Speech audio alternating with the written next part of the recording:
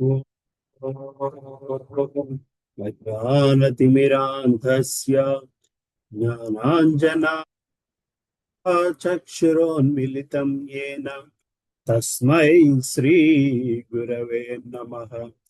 श्रीचैतन्य मनोभीष्टं स्थापितं येन भूतले स्वयं रूपा कदा मह्यं ददाति स्वापदान्तिकम्। वन्देऽहं श्रीगुरो श्रीयुतापदकमलं श्रीगुरून् वैष्णवांश्च श्रीरूपं साग्रजातां सहगणा रघुनाथान्वितं तं सजीवं साद्वैतं सावधूतं परिजना सहितं कृष्ण चैतन्य देवम् श्री राधा कृष्ण पदान् सहगणा ललिता श्री विशाखान्वितांश्च हे कृष्णा करुणा सिंधो दीनबंधो जगत्पते गोपेशा गोपिका कांता राधा कांता नमोस्तुते तप्त कांचना गौरांगी राधे वृंदावनेश्वरी वृषभानुस्तुते देवी प्रणमामि हरिप्रिये वाञ्छाकल्पतरुभ्यश्च कृपा सिन्धुभ्य एव च पतितानां पावनेभ्यो वैष्णवेभ्यो नमो नमः। जय श्री कृष्णा चैतन्य प्रभु नित्यानंद श्री अद्वैता गदाधर श्रीवासादि गौर भक्त वृंद हरे कृष्णा कृष्णा कृष्णा हरे हरे हरे रामा राम राम हरे हरे। ओम नमो भगवते वासुदेवाय। ओम नमस्ते वासुदेवाय। ओम नमो भगवते वासुदेवाय। नारायणं नमस्कृत्यं नरं चैव नरोत्तमं देवीं सरस्वतीं व्यासं ततो जयमुदीरये। नष्टप्रायेष भद्रेषु नित्यं भागवत सेवया भागवती उत्तमश्लोके भक्तिर्भवती नैष्टिकी। कृष्णाय वासुदेवाय देवकी नन्दनाय च नन्दगोपकुमाराय गोविन्दाय नमो नमः। नमो महावधन्याय कृष्ण प्रेम प्रधायते कृष्णाय कृष्ण चैतन्य नमने गौरतिषे नमः। नमः पंकजनाभाय नमः पंकजमालिने नमः पंकजनेत्राय नमस्ते पंकजांग्रिये। नमो ब्राह्मण्याय देवाय गो ब्राह्मण्याय हिताय च जगत हिताय कृष्णाय गोविंदाय नमो नमः। नमः ओं विष्णुपदाय कृष्णपृष्ठाय भूतले श्रीमते भक्ति वेदांता स्वामी निति नामिने। नमस्ते सारस्वती देवे गौरवाणी प्रचारिणे निर्विशेष शून्यवादी पाश्चात्य देश तारिणे। जय श्री कृष्ण चैतन्य प्रभु नित्यानंद श्री अद्वैत गदाधारा श्रीवासादि गौर भक्त वृंद हरे कृष्णा कृष्णा कृष्णा हरे हरे हरे राम राम राम हरे हरे। मुकुं करोति वाचलं पङ्गुं लगायते गिरिं यत्कृपातमहं वन्दे श्रीगुरुं दीनतारिणं परमानन्दमाधवं। पवित्रो पवित्रो वा सर्वावस्थिगतोऽपि वा यस्मरेत् हरिकाक्षं स बाह्याभ्यान्तरः शुचिः। श्रीविष्णु श्रीविष्णु श्रीविष्णु।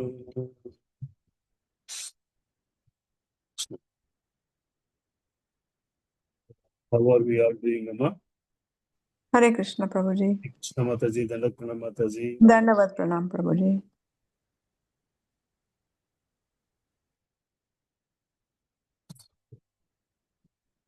థర్డ్ కంటలో ఎన్నో శ్లోకం దాకా చూసామమ్మా?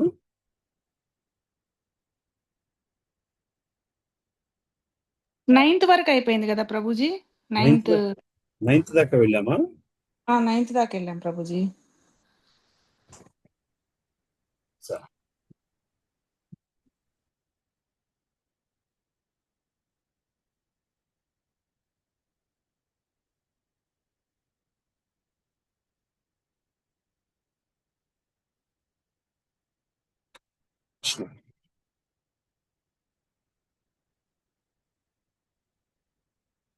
So far what did we see? Third chapter లో దాకా ఏం చూసాము? సో థర్డ్ చాప్టర్ అంతా కూడా నిష్కామ కర్మయోగం గురించి, కర్మయోగం గురించి, కర్మ నిష్కామం ఎట్లా చేసుకోవాలి, కర్మ నిష్కామం చేయడానికి భక్తి ఎట్లా తీసుకురావాలి, రైట్? ఫైనల్ అండర్లైన్ ఫ్యాక్టర్ ఏంటంటే భక్తి యోగం వైపు ఎట్లా వెళ్ళగలుగుతున్నాము, కర్మ నుంచి కర్మ చేస్తూ భక్తి యోగంలోకి ఎలా వెళ్ళగలుగుతున్నాము. ఎందుకంటే ఫైనల్ గా మనం రీచ్ అవ్వాల్సింది ఆ భక్తి యోగము. హరే కృష్ణ ప్రభుజీ, ధన్యవాదాలు. హరే కృష్ణ భక్తి యోగం కంటే కూడా ఇంపార్టెంట్ ఆ ట్రాన్స్ఫార్మేటివ్ చేంజ్ కావాలి. ఆ ట్రాన్స్ఫార్మేటివ్ చేంజ్ తో మనం భక్తి యోగంలోకి వెళ్ళగలగాలి. Not sharing the screen అరేమై.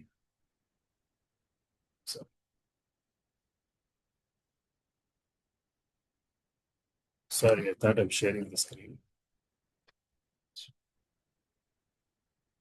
Can you now see the screen or still not clear? Yeah, మీ స్క్రీన్ కనిపిస్తాను గురూజీ దాని నుంచి. శ్లోకాలు కనబడుతున్నాయి ప్రభు? శ్లోకాలు కాదు, సమ్మరీ కనిపిస్తాను. అదే సమ్మరీ కనబడుతుందా? కనిపిస్తా. షేర్ అయితే అవుతుంది కదా? ఓకే ఓకే, సరే సరే. యా, సో సో మనకి రెండో అధ్యాయం అయిపోయేసరికి, చివరికి వచ్చేసరికి శ్రీకృష్ణ పరమాత్ముడు అర్జునుడికి బుద్ధి మారాలయ్యా, బుద్ధి యోగం జరగాలయ్యా, బుద్ధి మారిన బుద్ధితో కర్మ ఆచరించాలి అని చెప్పుకొచ్చారు. అయితే అంటే అలాంటప్పుడు నువ్వు నన్ను మొదటి నుంచి కర్మ చేయమంటున్నావు, యుద్ధం చేయమంటున్నావు, ఇప్పుడు యుద్ధం కంటే కూడా బుద్ధి మారడం ఇంపార్టెంట్ అంటున్నావు అంటే మరి నేను త్యాగం చేయాలా, కార్యం చేయాలా?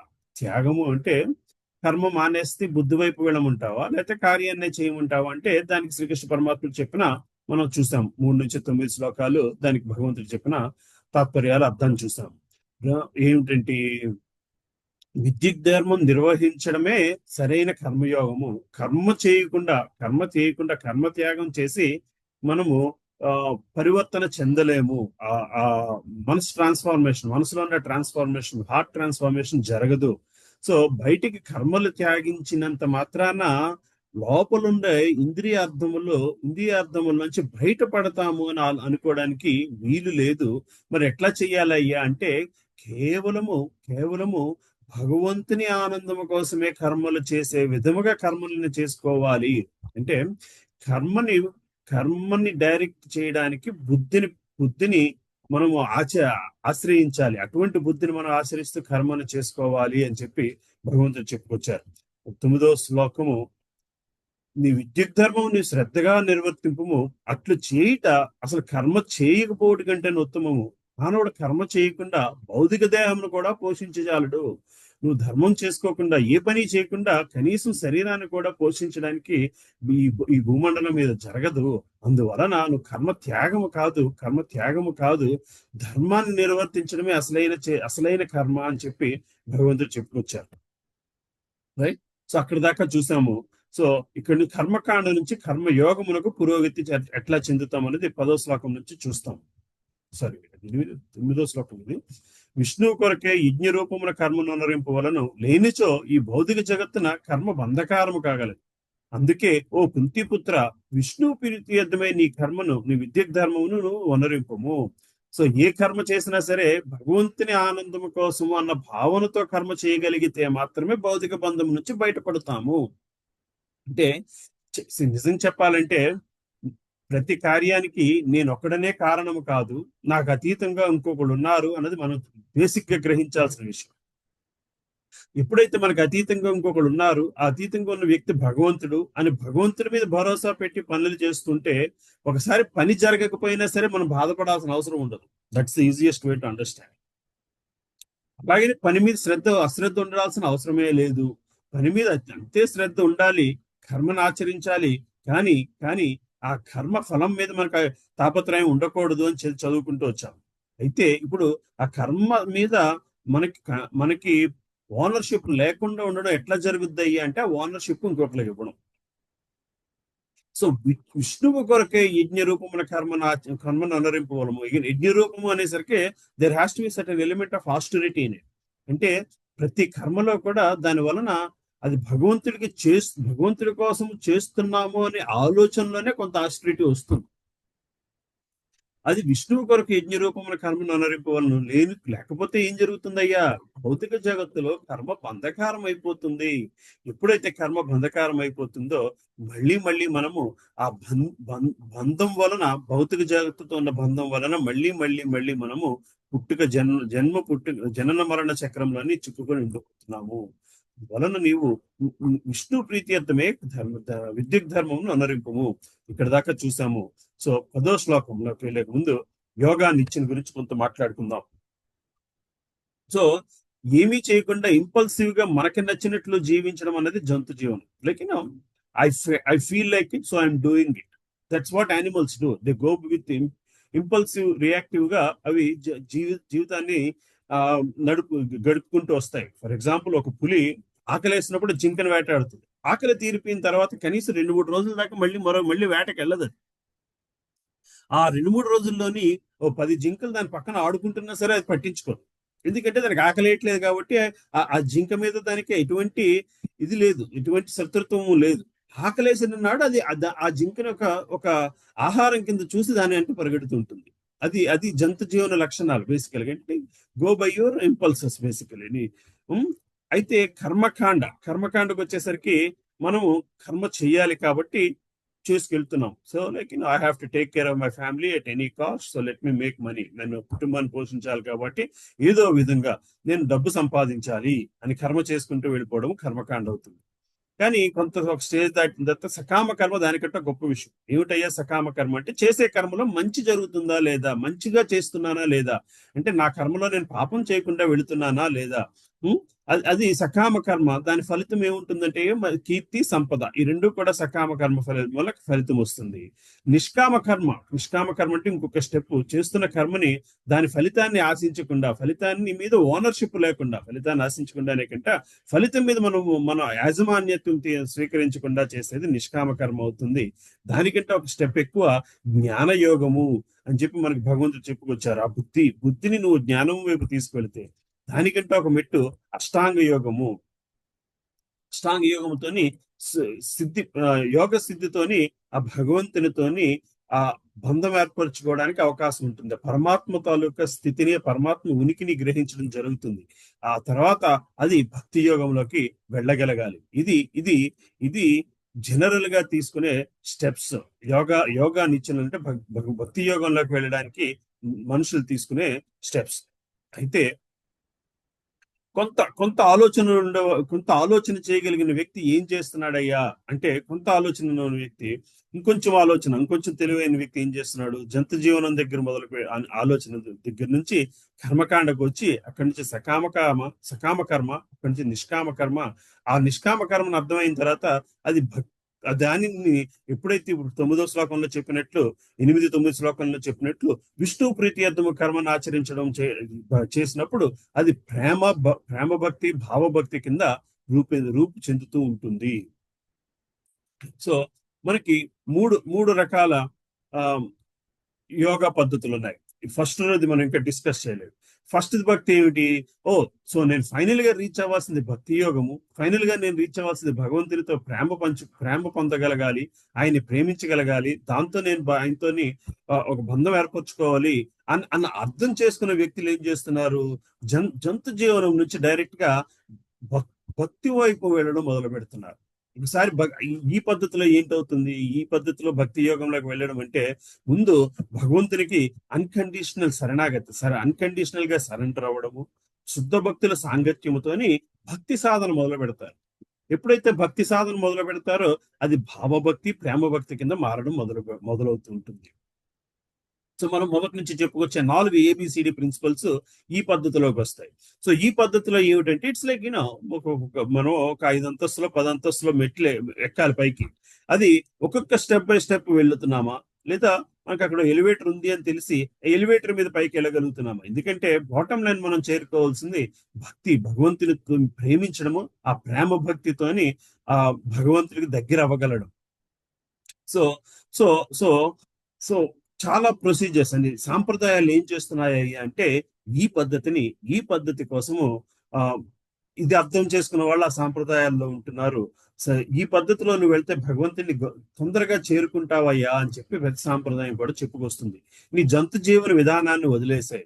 ఇదే వేదాల్లో కూడా చెప్పేది కూడా, నువ్వు ఆ పని చేయకు, ఈ పని చేయకు అనేది తీసేసి భగవంతుడి మీద భక్తి మార్గంలోకి వెళ్ళడం మొదలుపెట్టు. ముందు భగవంతుడికి శరణు పొందు, ఆ తర్వాత శుద్ధ భక్తుల సాంగత్యంలో ఉండు. మిగతా భక్తులు ఎట్లాగ ఈ మార్గంలో నిలబెడుతున్నారు, ఎట్లా ఈ మార్గంలో ముందుకు వెళుతున్నారు, ఏమిటి వాళ్ళని ప్రేరేపిస్తుంది ఈ మార్గంలో నిలబెట్టడానికి, ఇటువంటి కార్యాలు వాళ్ళు చేయడం వలన ఈ మార్గంలో నిలబడగలుగుతున్నారు అన్న ఆ అసోసియేషన్ వలన అవి నేర్చుకోవడం జరుగుతుంది. భక్తుల తాలూకు కథలు చదవడం వలన అది నేర్చుకోవడం జరుగుతుంది.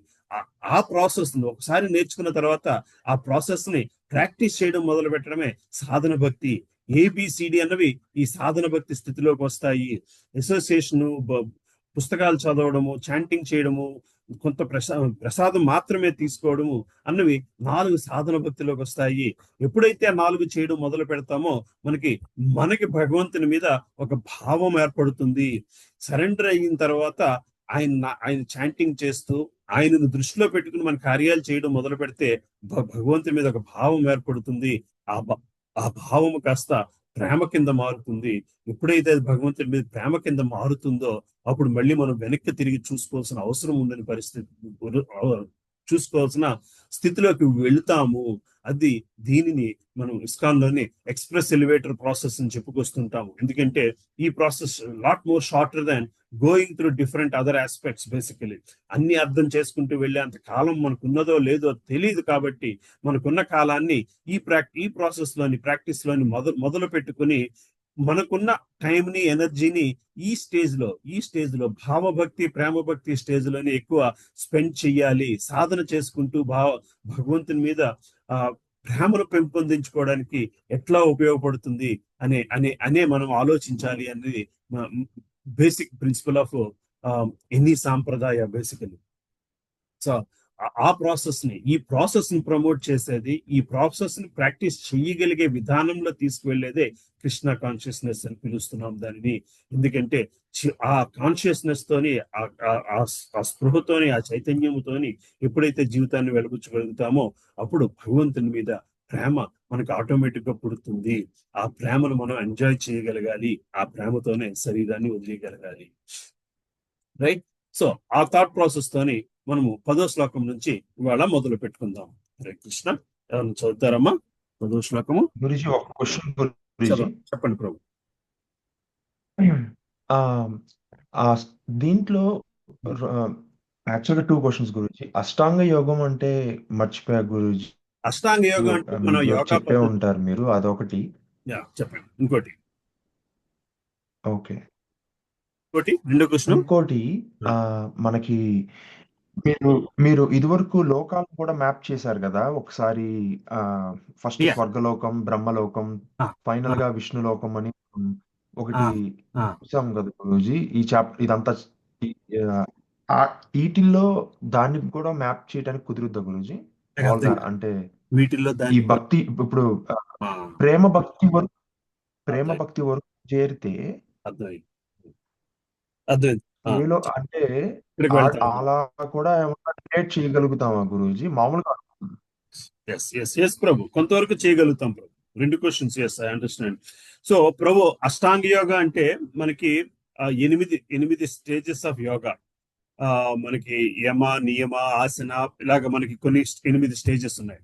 So the whole yoga principles follow అయ్యే వాళ్ళు, ఈ అష్టాంగ యోగ సిద్ధులంతా కూడా ఈ అష్టాంగ యోగాతోని ఆ స్థితిలోకి వెళ్ళి అంటే అదేమవుతుందంటే ప్రభు ఏమి చేయాలి ఏమి చేయకూడదు అని కొన్ని ప్రొసీజర్స్ ఉన్నాయి. సో చేయాల్సిన ప్రొసీజర్స్ లోని శరీరాన్ని మన ఆరో చాప్టర్ అంతా కూడా అష్టాంగ యోగా గురించి మనం డీటెయిల్ గా డిస్కస్ చేస్తాం. But will talk about it little bit.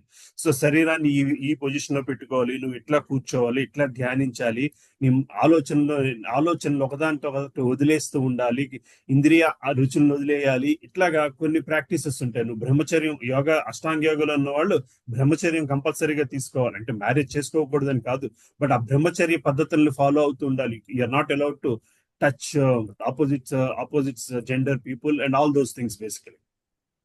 So అలాగా కొన్ని స్టేజెస్ దాటిన తర్వాత ఏమవుతుందంటే మన ఇంద్రియ రుచులు ముందు కర్మేంద్రియాలను కంట్రోల్లోకి వచ్చేస్తాయి. నువ్వు ఈ పని చేయకూడదు, ఆ పని చేయకూడదు, అంటే నువ్వు ఇట్లా కూర్చోవాలి, ఇట్లా చేయకూడదు, ఇది నా మాట మాట్లాడకూడదు అంటే కాళ్ళు చేతులు నోరుని కంట్రోల్ చేస్తారు. ఆ తర్వాత నువ్వు you're not allowed to touch opposite sex అనేసరికి reproductive elements కంట్రోల్ చేసేసి this is what you're supposed to eat, this is not what you're not supposed to eat అనేసరికి ఏంటది ఎక్స్క్రీటరీ ఎలిమెంట్స్ ని కంట్రోల్ చేసి కర్మేంద్రియాలని, ఆ తర్వాత ఇంద్రియ రుచులను కంట్రోల్ చేసి ఇంద్రియాలను కంట్రోల్ చేయడం ద్వారా ఇంద్రియ రుచులను కంట్రోల్ చేస్తూ అలాగే ఎలిమెంట్ బై ఎలిమెంట్ కంట్రోల్ చేసుకొచ్చేసరికి మనసు బుద్ధి అహంకారాన్ని కూడా కంట్రోల్లోకి తీసుకొచ్చిన తర్వాత ఇంకా ఆత్మ పరమాత్మ ఈ రెండు మాత్రమే ఉంటాయి. అప్పుడు కంప్లీట్ గా ఆత్మ తాలూకా స్థితిలో మనం కూర్చోగలుగుతాము.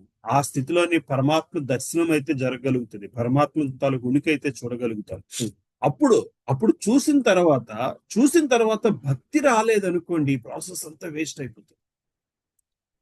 చూసిన తర్వాత నాకు పరమాత్మ సాక్షాత్కారం జరిగింది అని చెప్పి గొప్పగా అనుకుని బయటకు వచ్చేస్తారు చాలా మంది. సో ఆ పరమాత్మ సాక్షాత్కారం జరిగిన తర్వాత ఆ రెండింటి మధ్య బంధాన్ని ఏర్పరచుకోవాలి. సో అది అష్టాంగ యోగ. సో ఈ అష్టాంగ యోగాల స్థితులు దాటిన వాళ్ళు ఎందుకంటే they're able to control lot of things. వాళ్ళు these are the people who enjoy like meditation అంటే ఇప్పుడు మనం బయట చూస్తున్న చిన్న ఈ మెడిటేషన్ కాదు, తపస్సు లాంటి మెడిటేషన్ ఎంజాయ్ చేయగలిగితే వాళ్ళు తపోలోకానికి వెళ్తారు. అర్థమవుతుంది కదా ప్రభు. అట్లాగనే నిష్కామ కర్మతోని స్వర్గలోకం దాకా వెళ్ళగలుగుతారు. కానీ ఈ ప్రేమ భక్తి మళ్ళీ తపోలోకము స్వర్గలోకము ఈ రెండు కూడా ఈ భౌతిక ప్రపంచానికి సంబంధించిన, ఈ బ్రహ్మాండానికి సంబంధించిన ప్రపంచాలే. జంతు జీవన స్థితిలో ఉండిపోతే వాళ్ళు పాతాళ లోకానికి వెళ్తారు. సో మనకున్న 14 లోకాల్లోనే భూమికి 7 లోకాల పైన 6 లోకాల కిందన ఉంటాయి. సో మన పరిస్థితి ప్రకారము, మన స్థితి ప్రకారము మన పై లోకాలకో కింద లోకాలకో వెళ్తాం. అయితే ఈ 14 లోకాలు కూడా భౌతిక ప్రపంచానికి సంబంధించిన లోకాలే. ఈ 14 లోకాల్లో నిలబడిన మళ్ళీ తిరిగి మనము భూలోకానికి రావలసిందే. ఎందుకంటే మనకి ముక్తి మార్గము భూలోకం నుంచి మాత్రమే జరుగుద్ది. పైలోకాలకు వెళితే అక్కడ ఉండే సుఖము, లైక్ ఎగ్జాంపుల్ స్వర్గలోకం. తపోలోకంలో అంత సుఖం ఉండకపోవచ్చు. తపోలోకంలో జనాలు తపస్సు చేస్తూ ఆనందిస్తూ ఉంటారు, అందులో ప్రాబ్లం లేదు. సో స్వర్గలోకానికి వెళ్ళేసరికి అక్కడ ఉండే ఇంద్రియ సుఖాలని ఎంత గొప్పగా ఉంటాయి అంటే భగవంతుని గుర్తుకు రానంత గొప్పగా ఉంటుంది. పాతాళ లోకానికి వెళ్ళినప్పుడు కష్టాలు ఉన్నా సరే మనకున్న what you call it animal instinctive nature ఎంత స్ట్రాంగ్ గా ఉంటుందంటే భగవంతుడి గుర్తుకు రానంత స్ట్రాంగ్ గా ఉంటుంది. అందువలన ఈ భూమండలం మీద మాత్రమే మనకి, అందుకే దీని కర్మభూమి అన్నారు భూమిని. ఇక్కడ మాత్రము మనకున్న కావలసిన కష్టాలు, కావలసిన సుఖాలు సమపాళ్ళలో ఉండి మనకి భగవంతుని గుర్తు తెచ్చుకోవడానికి, భక్తి మార్గంలో వెళ్ళడానికి అవకాశము అనువుగా ఉండే ప్రదేశము భూమండలము. సో దేవతలు కూడా కొంత శుద్ధ భక్తులను భూమి మీద చూసినప్పుడు, అరే నేను భూమండలం మీద పుట్టలేదే, పుట్టుంటే నేను కూడా ఇంత గొప్ప భక్తుడిని అవ్వేవాడినేమో అని చెప్పి ప్రార్థిస్తారు అని చెప్పి మనకి శాస్త్రాలు చెప్తూ ఉంటాయి. సో ఎప్పుడైతే మనం ఆ సంపూర్ణ భక్తి మార్గంలోకి వెళతామో అప్పుడు ఈ 14 లోకాల నుంచి బయటపడిపోతాము. That is where you go into Vaikuntha Loka, Goloka, ఇంకా రకరకాల లోకాలు ఉన్నాయి ప్రభు. నరసింహస్వామి కథ చెప్పుకుంటున్నాము, హరీష్ లోక అనుకుంటా, అది హరీష్ వర్ష, అందులో ఉంటాడు నరసింహస్వామి. సో అట్లాగా మనకు ఎవరితో బంధాన్ని ఏర్పరచుకుంటున్నాం. అయోధ్య లోకానికి లోకం ఉంటుంది, అందులో రాముడు ఉంటాడు. సో మనకి ఎటువంటి అవతారంతో మనం బంధం ఏర్పరచుకుంటున్నామో దాన్ని బట్టి మనం ఆయా స్థితులకి దాటుకు వెళతాము.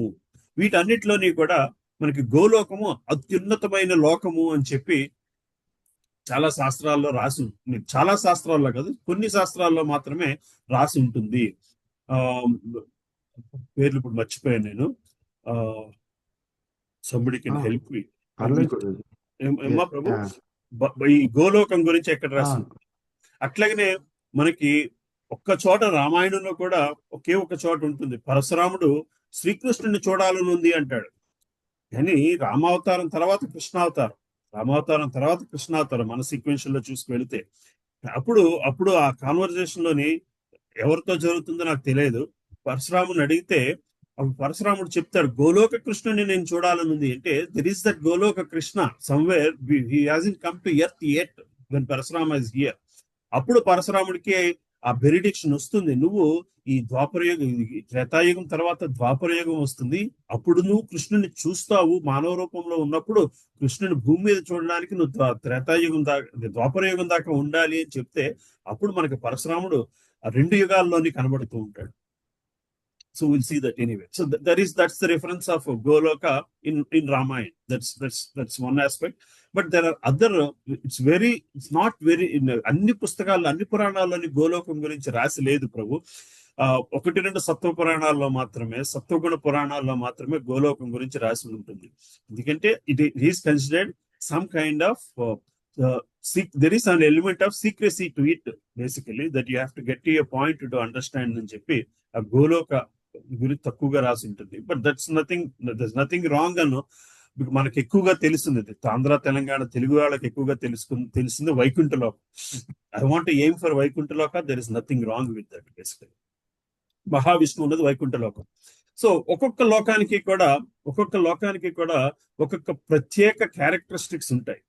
ఫర్ ఎగ్జాంపుల్ వైకుంఠలోక వాసులు అందరూ ఎలా ఉంటారయ్యా, అక్కడ వాళ్ళు ఏం చేస్తుంటారు, అయోధ్యలోక వాసులు ఎట్లా ఉంటారు, ఏం చేస్తుంటారు అని మనం ఆలోచన మొదలు పెడితే మనకున్న పురాణ నాలెడ్జ్ ప్రకారము మహావిష్ణువు ప్రపంచంలోని ఎప్పుడూ కూడా ఆయన స్తుతిస్తూ ప్రార్థిస్తూ మనుషులు కనబడతారు. ఋషులందరూ కూడా ఎప్పుడూ కూడా ఆయన స్తుతిస్తుంటారు. విష్ణువుకి సంబంధించిన స్తుతులే ఎక్కువ కనబడుతూ ఉంటాయి. బేసికల్గా ఆ స్థితిలో ఉన్నవాళ్ళు ఆ స్తుతించడము, అట్లాగా ప్రార్థించడానికి ఇష్టపడే వాళ్ళు వైకుంఠ లోకాన్ని ఎంజాయ్ చేయగలుగుతారు. సోల్కి అటువంటి క్యారెక్టర్ ఉంటే.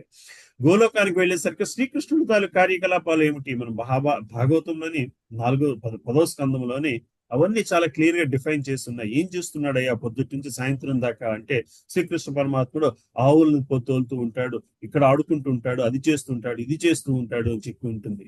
సో అటువంటి కార్యాలతో బంధం ఏర్పరచుకున్న వాళ్ళు గోలోకానికి వెళ్తారు. ఇన్ఫాక్ట్ భగవంతునితో అటువంటి బంధం ఏర్పరచుకోవడము చాలా సులభము.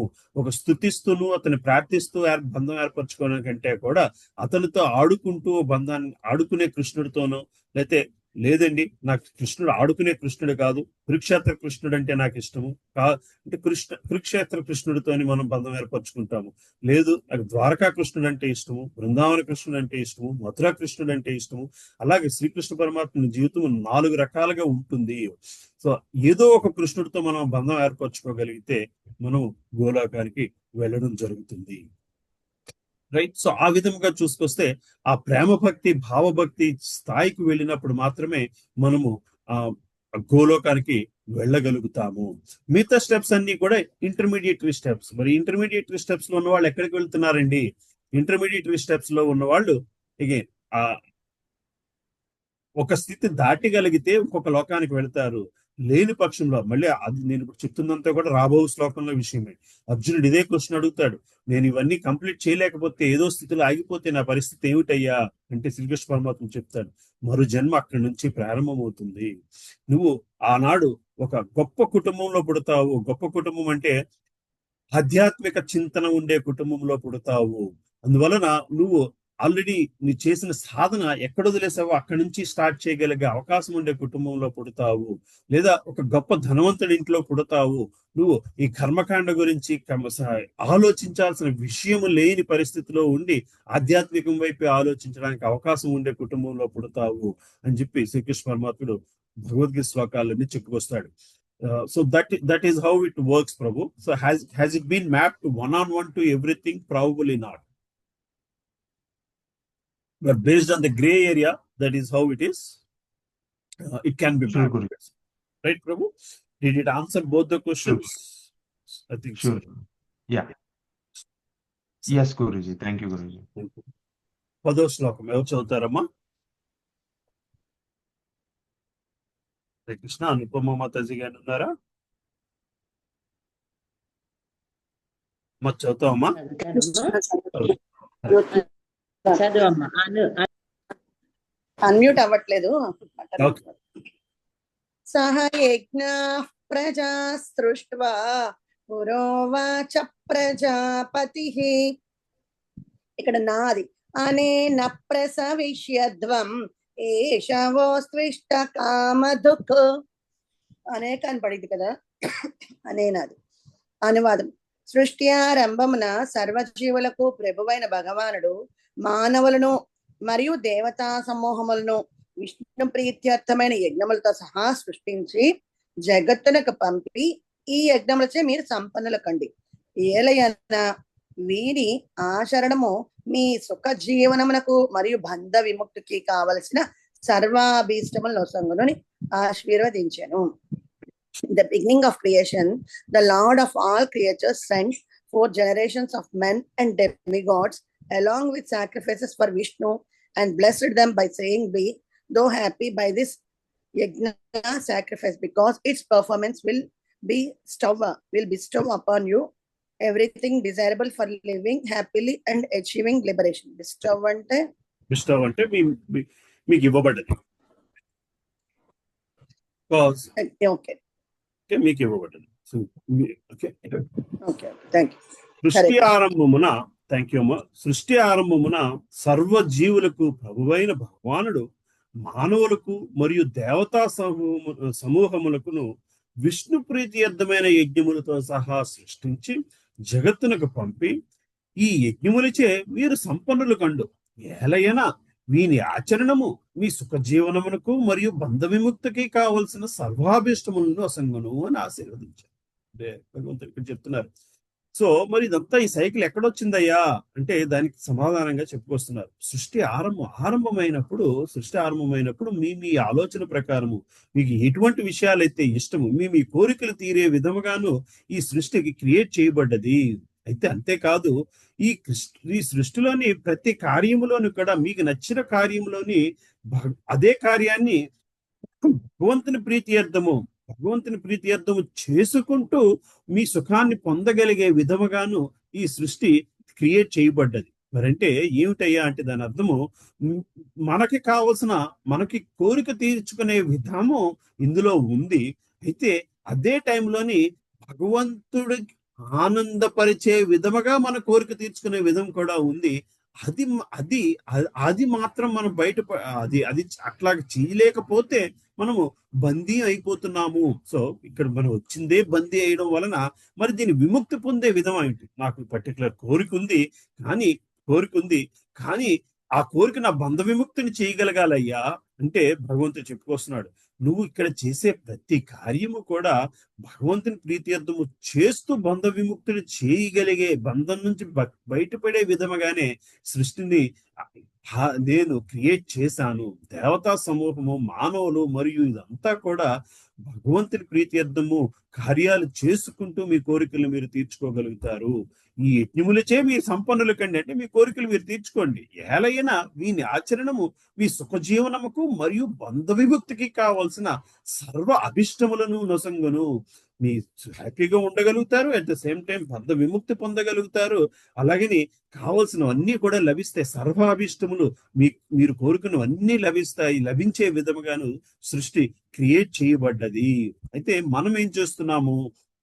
ఈ ప్రాసెస్ లో ఆ భగవంతుని విష్ణు ప్రీత్యర్థము అన్నది పక్కన పెట్టేసి మన ప్రీత్యర్థము జరుగుతుంది, నా ఆనందము కోసమే సంపద, నా ఆనందము కోసమే ఈ భూమి మీద ఇవన్నీ ఉన్నాయి అన్న భావనలో ఉన్నంత కాలము, ఆ భావనలో ఉన్నంత కాలము బందీ అయిపోతున్నాము. దీని భాష్యం చూద్దాము, కావాలని మళ్ళీ తిరిగి వద్దాము.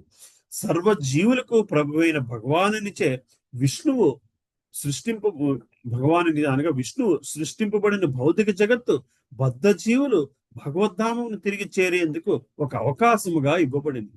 జీవులందరూ దేవాది దేవుడైన విష్ణువు లేక శ్రీకృష్ణునితో తమకు గల సంబంధములను విస్మరించుట చేతనే ఈ భౌతిక జగత్తునందు ప్రకృతి చే బద్ధులగుచున్నారు. జీవులు అట్టి సంబంధమును అవగాహన చేసుకున్నట్టుకై వైదిక నియమములు తోడ్పడును. సో ప్రాబ్లం ఎక్కడొస్తుందయ్యా అంటే ఆనందించడంలో ప్రాబ్లం రావట్లేదు, ఆనందిద్దాము అనుకోవడంలో ప్రాబ్లం రావట్లేదు, కానీ మన ప్రకృతిలో ఉన్న విషయాలని మనము వాడుకోవడంలో ప్రాబ్లం రావట్లేదు. ఎక్కడ ప్రాబ్లం వస్తుందయ్యా అంటే ఇవన్నీ కూడా భగవంతుడు ఎందుకు క్రియేట్ చేశాడయ్యా? మనము ఈ ఈ ఆయన క్రియేషన్ ని వాడుకుంటూ తిరిగి మళ్ళీ ఆయన ప్రపంచానికి, ఆయన దగ్గరికి వెళ్ళడం కోసమే ఇది క్రియేట్ చేశాడు అన్న విషయం గ్రహించాలి. జీవులందరూ దేవాది దేవుడైన విష్ణువు లేదా శ్రీకృష్ణుతో తమకు గల సంబంధమును విస్మరించుట చేతనే అది మరిచిపోతున్నాం కాబట్టి ఈ భౌతిక ప్రపంచమునందు ప్రకృతి చే బద్ధులవుచున్నాము. అంటే ఇందులోని భగవంతుని తాలూకా అంశం ఏముంది, భగవంతుని తాలూకా ఉనికి ఏముంది, భగవంతుని తాలూకా కార్యం ఏమిటి అన్నది మరిచిపోయి నా అన్న ఆలోచనతోని ఎంత ఎక్కువ జీవిస్తున్నామో అంత ఎక్కువ బందీలం అయిపోతున్నాము.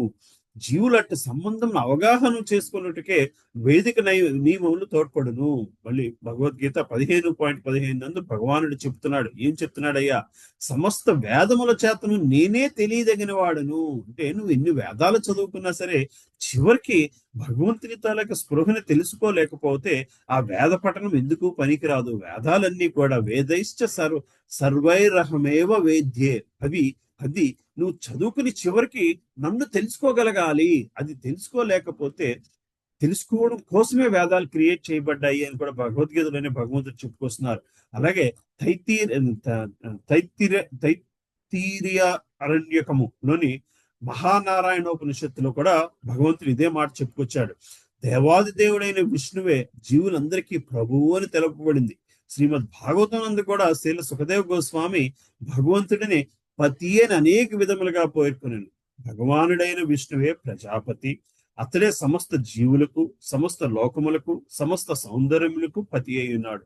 సర్వములకు అతడే సంరక్షకుడు. విష్ణు ప్రీతి కొరకు యజ్ఞములు ఎట్లా నిర్వహింపవలనో బద్ధ జీవులు ఎరుగుట కొరకే వారిని భౌతిక జగత్తునందు భగవానుడు సృష్టించను. సో బేసికలీ మన భగవంతుడు ఎందుకు క్రియేట్ చేశారయ్యా, భగవంతుడు ఎందుకు మనకి ప్రపంచాన్ని ఇచ్చాడయ్యా అంటే మన కోరికని ఆయన ఆనందము కోసము తీర్చుకునే విధానాన్ని మనం ఫిగర్అవుట్ చేయడం కోసమే ఈ భౌతిక జగత్తులో ఉన్నాము. ఆ ప్రాసెస్ లో ఆయన ఆనందం అన్న పదం తీసేస్తున్న కొద్దీ భగవంతుడేమి ఫీల్ అవ్వడు. ఎందుకంటే ఇంకా వీడు నా ఆనందం కోసం పనిచేసే స్థితికి రాలేదు కదా. సరే, ఆయన ఆనందం కోసము ఎంతకాలము కావాలంటే అక్కడే ఉండని అని చెప్పి మళ్ళీ మన ఆనందం కోసము మన కోరికల అనుసారము జన్మలు మనకి ప్రసాదిస్తున్నాడు. ఆ జన్మలు ప్రసాదించడం కూడా ఆయన మన కోసం చేస్తున్న ఒక గొప్ప కార్యము. సర్వమునకు అతడే సంరక్షకుడు. విష్ణు ప్రీతి కొరకు యజ్ఞములు ఎట్లా నిర్వహింపవలనో బద్ధజీవుడు ఎరుగుట కొరకే వారిని భౌతిక జగత్తునందు భగవానుడు సృష్టించు. తద్వారా వారు ఈ జగత్తునున్నంత వరకు కూడా వారెట్టు కలతలు లేకుండా సుఖముగా జీవించి దేహ త్యాగానంతరము భగవద్ధామునికి తిరిగి ప్రవేశింపగలుగుదురు. అయితే ఎప్పుడైతే మనము ఇదంతా కూడా భగవంతుని ఆనందము కోసం భగవంతుని ఇచ్చిన ఫ్యూ ఇన్స్ట్రుమెంట్స్, ఇందులో మన సుఖాన్ని కూడా మనం చూసుకోగలుగుతాము. అయితే ఫైనల్ గా మనం చూడాల్సింది ఏమిటయ్యా అంటే భగవంతుని ఆనందము అని గ్రహించగలిగిన నాడు మనము ఈ జీవితం అయిపోయిన తర్వాత తిరిగి ఆయన దగ్గరికి వెళ్తున్నాము. అదే బద్ధ జీవుల కొరకే ఏర్పాటు చేయబడిన కార్యక్రమం. యజ్ఞాచరణముచే బద్ధ జీవుల క్రమముగా కృష్ణ చైతన్యవంతులై సర్వ విధముల దివ్య గుణ సంపన్నులగుదురు. సో యజ్ఞాచరణములు అంటే యజ్ఞం అనేసరికి ఆస్టరిటీ, కొంత కాఠిన్యము స్వీకరించి బద్ధజీవి అనేసరికి బౌండెడ్ సోల్ బేసికలీ. మెటీరియల్ ప్రపంచానికి, భౌతిక ప్రపంచానికి బంధం ఏర్పడిన జీవి క్రమముగా కృష్ణ చైతన్యవంతులై సర్వ విధముల దివ్య గుణ సంపన్నులవుతారు. ఎప్పుడైతే మనం ఈ కార్యక్రమంలోని ఈ ప్రాసెస్ లో స్టార్ట్ అవ్వడం మొదలు పెడతామో, స్లోగా మనకి మెటీరియలిస్టిక్ భౌతిక జీవితంతో, భౌతిక ప్రపంచంతో ఉన్న బంధము మెల్లిమెల్లిగా విడడం మొదలు పెడుతుంది. అది విడుతున్నంత ఎంత ఎక్కువ విడితే అంత ఎక్కువ మనము ఆధ్యాత్మిక ప్రపంచంతో బంధం ఏర్పరచుకుంటూ ఉంటాము. ఆధ్యాత్మిక ప్రపంచంతో బంధం ఏర్పరచుకునే బంధాన్నే మనము కృష్ణ చైతన్యము లేదా కృష్ణ కాన్షియస్నెస్ అని పిలుస్తున్నాము. ఎప్పుడైతే అది ఎంత ఎక్కువ ఉంటే అంత మనము ఈ భౌతిక ప్రపంచం నుంచి బయటపడడానికి ఉపయోగపడుతుంది. ఈ కలియుగమునకు వేద శాస్త్రములు హరినామ సంకీర్తన యజ్ఞమును ఆదేశిస్తున్నది. సో మళ్ళీ ఇక్కడ మనం ఈ 4 యుగాల్లో మనం కలియుగంలో ఉన్నాము. కలియుగ ధర్మం ఏమిటయ్యా అంటే, కలియుగంలోని భగవన్ నామస్మరణతోనే, సంకీర్తన యజ్ఞముతోనే మనము బయటపడగలము. ఈ దివ్య విధానమును ఈ యుగ జనోద్ధరణ కొరకే శ్రీ కృష్ణ చైతన్య మహాప్రభువుచే ప్రవేశపెట్టబడింది. అట్టి సంకీర్తన యజ్ఞము కృష్ణ చైతన్యంతో కూడి ఉండును. శ్రీమద్ భాగవతం నందు శ్రీకృష్ణ భగవానుడు భక్తుని రూపము గూర్చి శ్రీ చైతన్య మహాప్రభువుగా ఇట్లు తెలుపబడిను. దీని యందు సంకీర్తన యజ్ఞము కూడా ప్రత్యేకంగా ప్రస్తావింపబడినది. ఈ కలియుగమునందు వేద సంపన్నులైన మానవులు నిత్య పార్షదులతో కూడి ఉండడి భగవానుని సంకీర్తన యజ్ఞ ఆచరణముచే పూజింతురు. వేదమునందు తెలుపబడిన ఇతర యజ్ఞములు నిర్వహణము ఈ కలియుగమునందు నిర్వహించడం సులభము కాదు. కానీ భగవద్గీత 9.14 నుండి కూడా ఆదేశించబడినట్లు సంకీర్తన యజ్ఞము సర్వ ప్రయోజనములకు సులభము మరియు ఉదాత్తమైనది అని కూడా గ్రహింపవలెను. సో మనం ఆ పర్టికులర్ విషయం మనం డిస్కస్ చేయలేదు.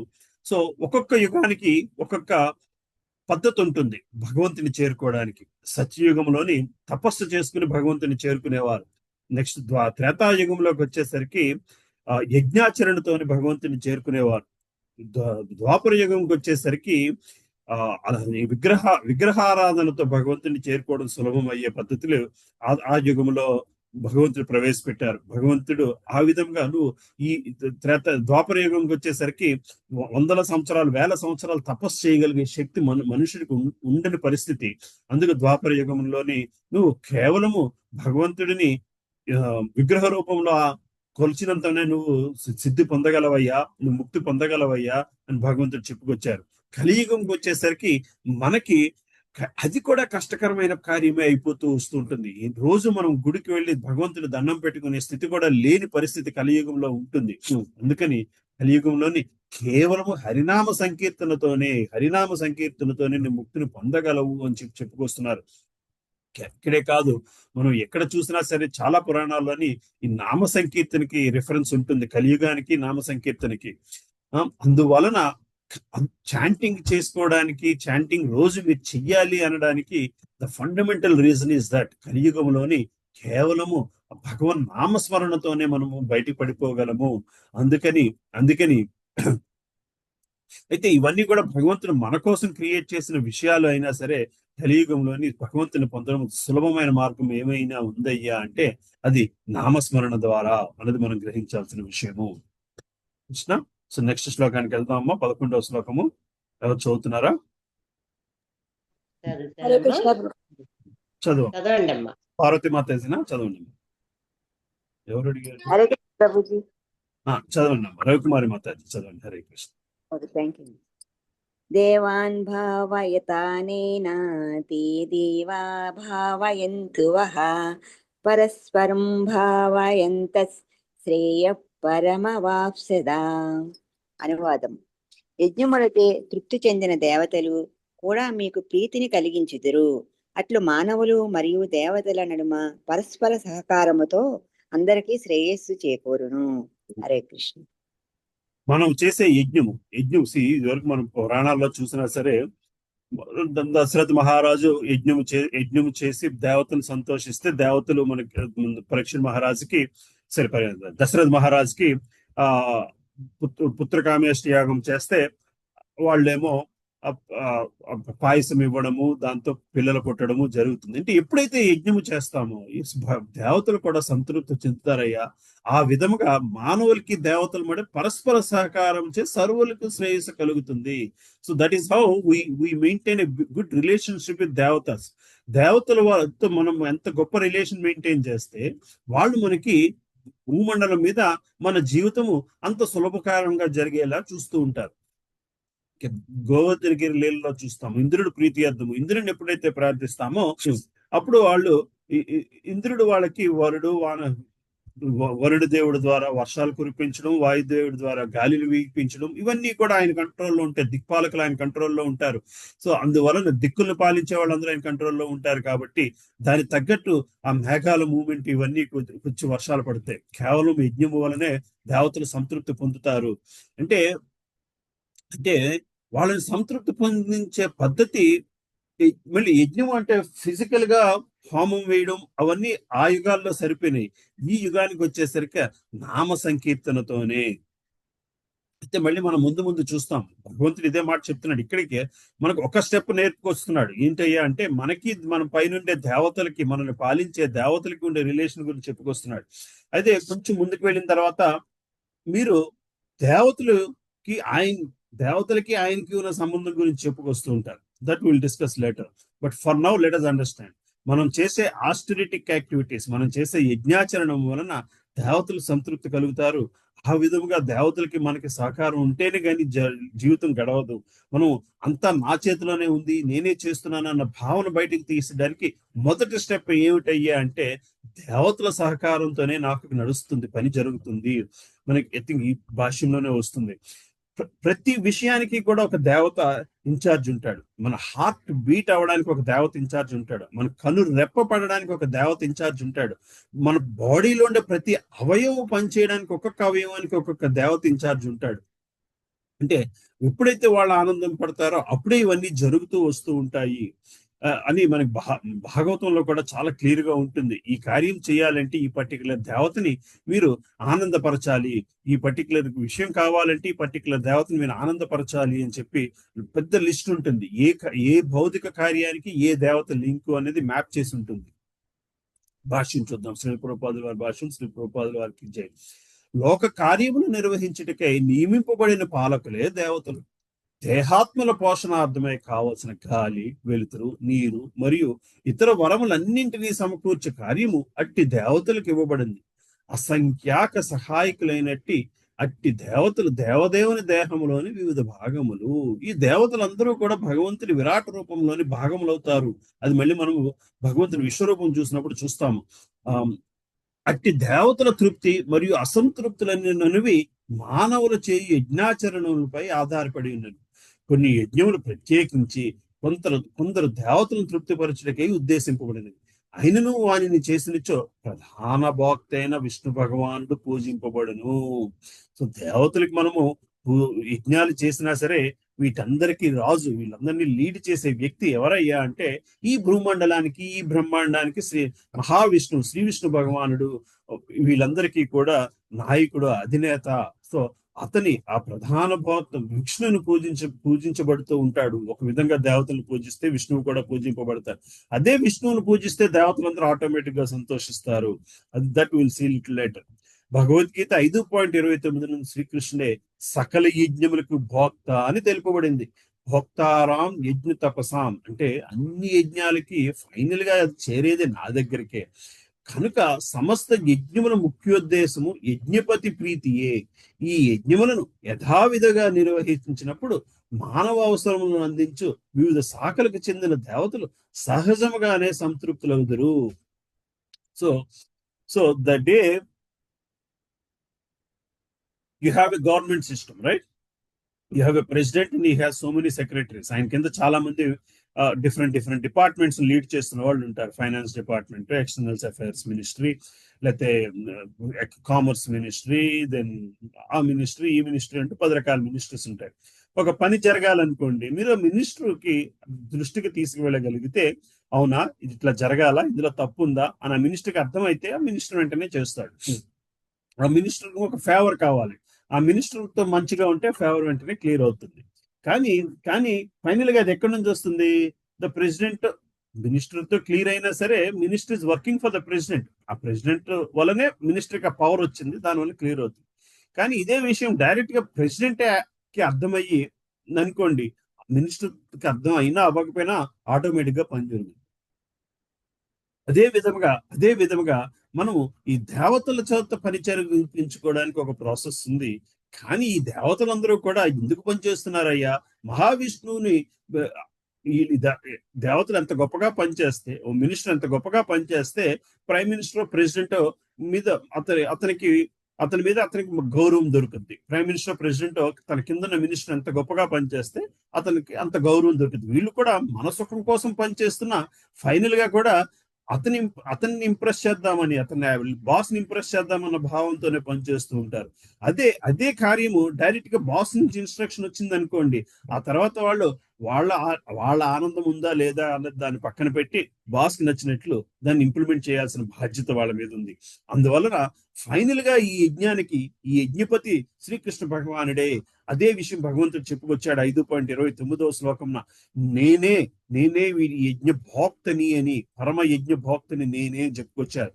ఈ యజ్ఞములను యథావిధంగా నిర్వహించినప్పుడు మానవ అవసరములను అందించి వివిధ శాఖలకు చెందిన దేవతలు సహజంగానే సంతృప్తి పొందరు. దానితో ప్రకృతిచే ఉత్పాదింపబడు వస్తు పదార్థములందు ఎట్టి కొరత ఏర్పడదు.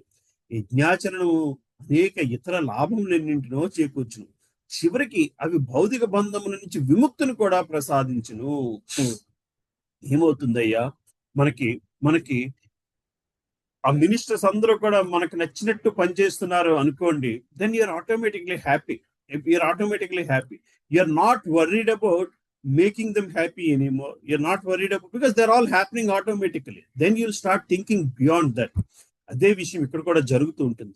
ఎప్పుడైతే ఆ యజ్ఞాచరణలో ఉన్న దేవతలందరూ కూడా సంతోషించి మనకి కావాల్సినవన్నీ ఆటోమేటిక్ గా సమకూరుతున్నాయో, అప్పుడు ఈ భౌతిక ప్రపంచం విషయాల గురించి అంతగా ఆలోచించాల్సిన అవసరం ఉండదు. మనకు కావాల్సిన బేసిక్ రిక్వైర్మెంట్స్ గురించి ఆలోచించాల్సిన అవసరం ఉండదు.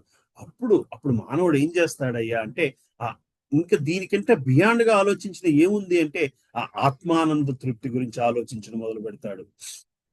ఆ విధంగా చేయడం వలన, అంటే ఆ విధంగా మనకి భౌతిక కోరికలన్నీ తీరడం వలన బంధము నుంచి విముక్తి పొందే స్థితికి చేరుకుంటాం. అనగా సమస్త కర్మలు పరిశుద్ధములు కాగలవు. సో భౌతిక కోరికలు 2 విధాలుగా తీరుతాయి. ఒకటి, you have access to unlimited resources.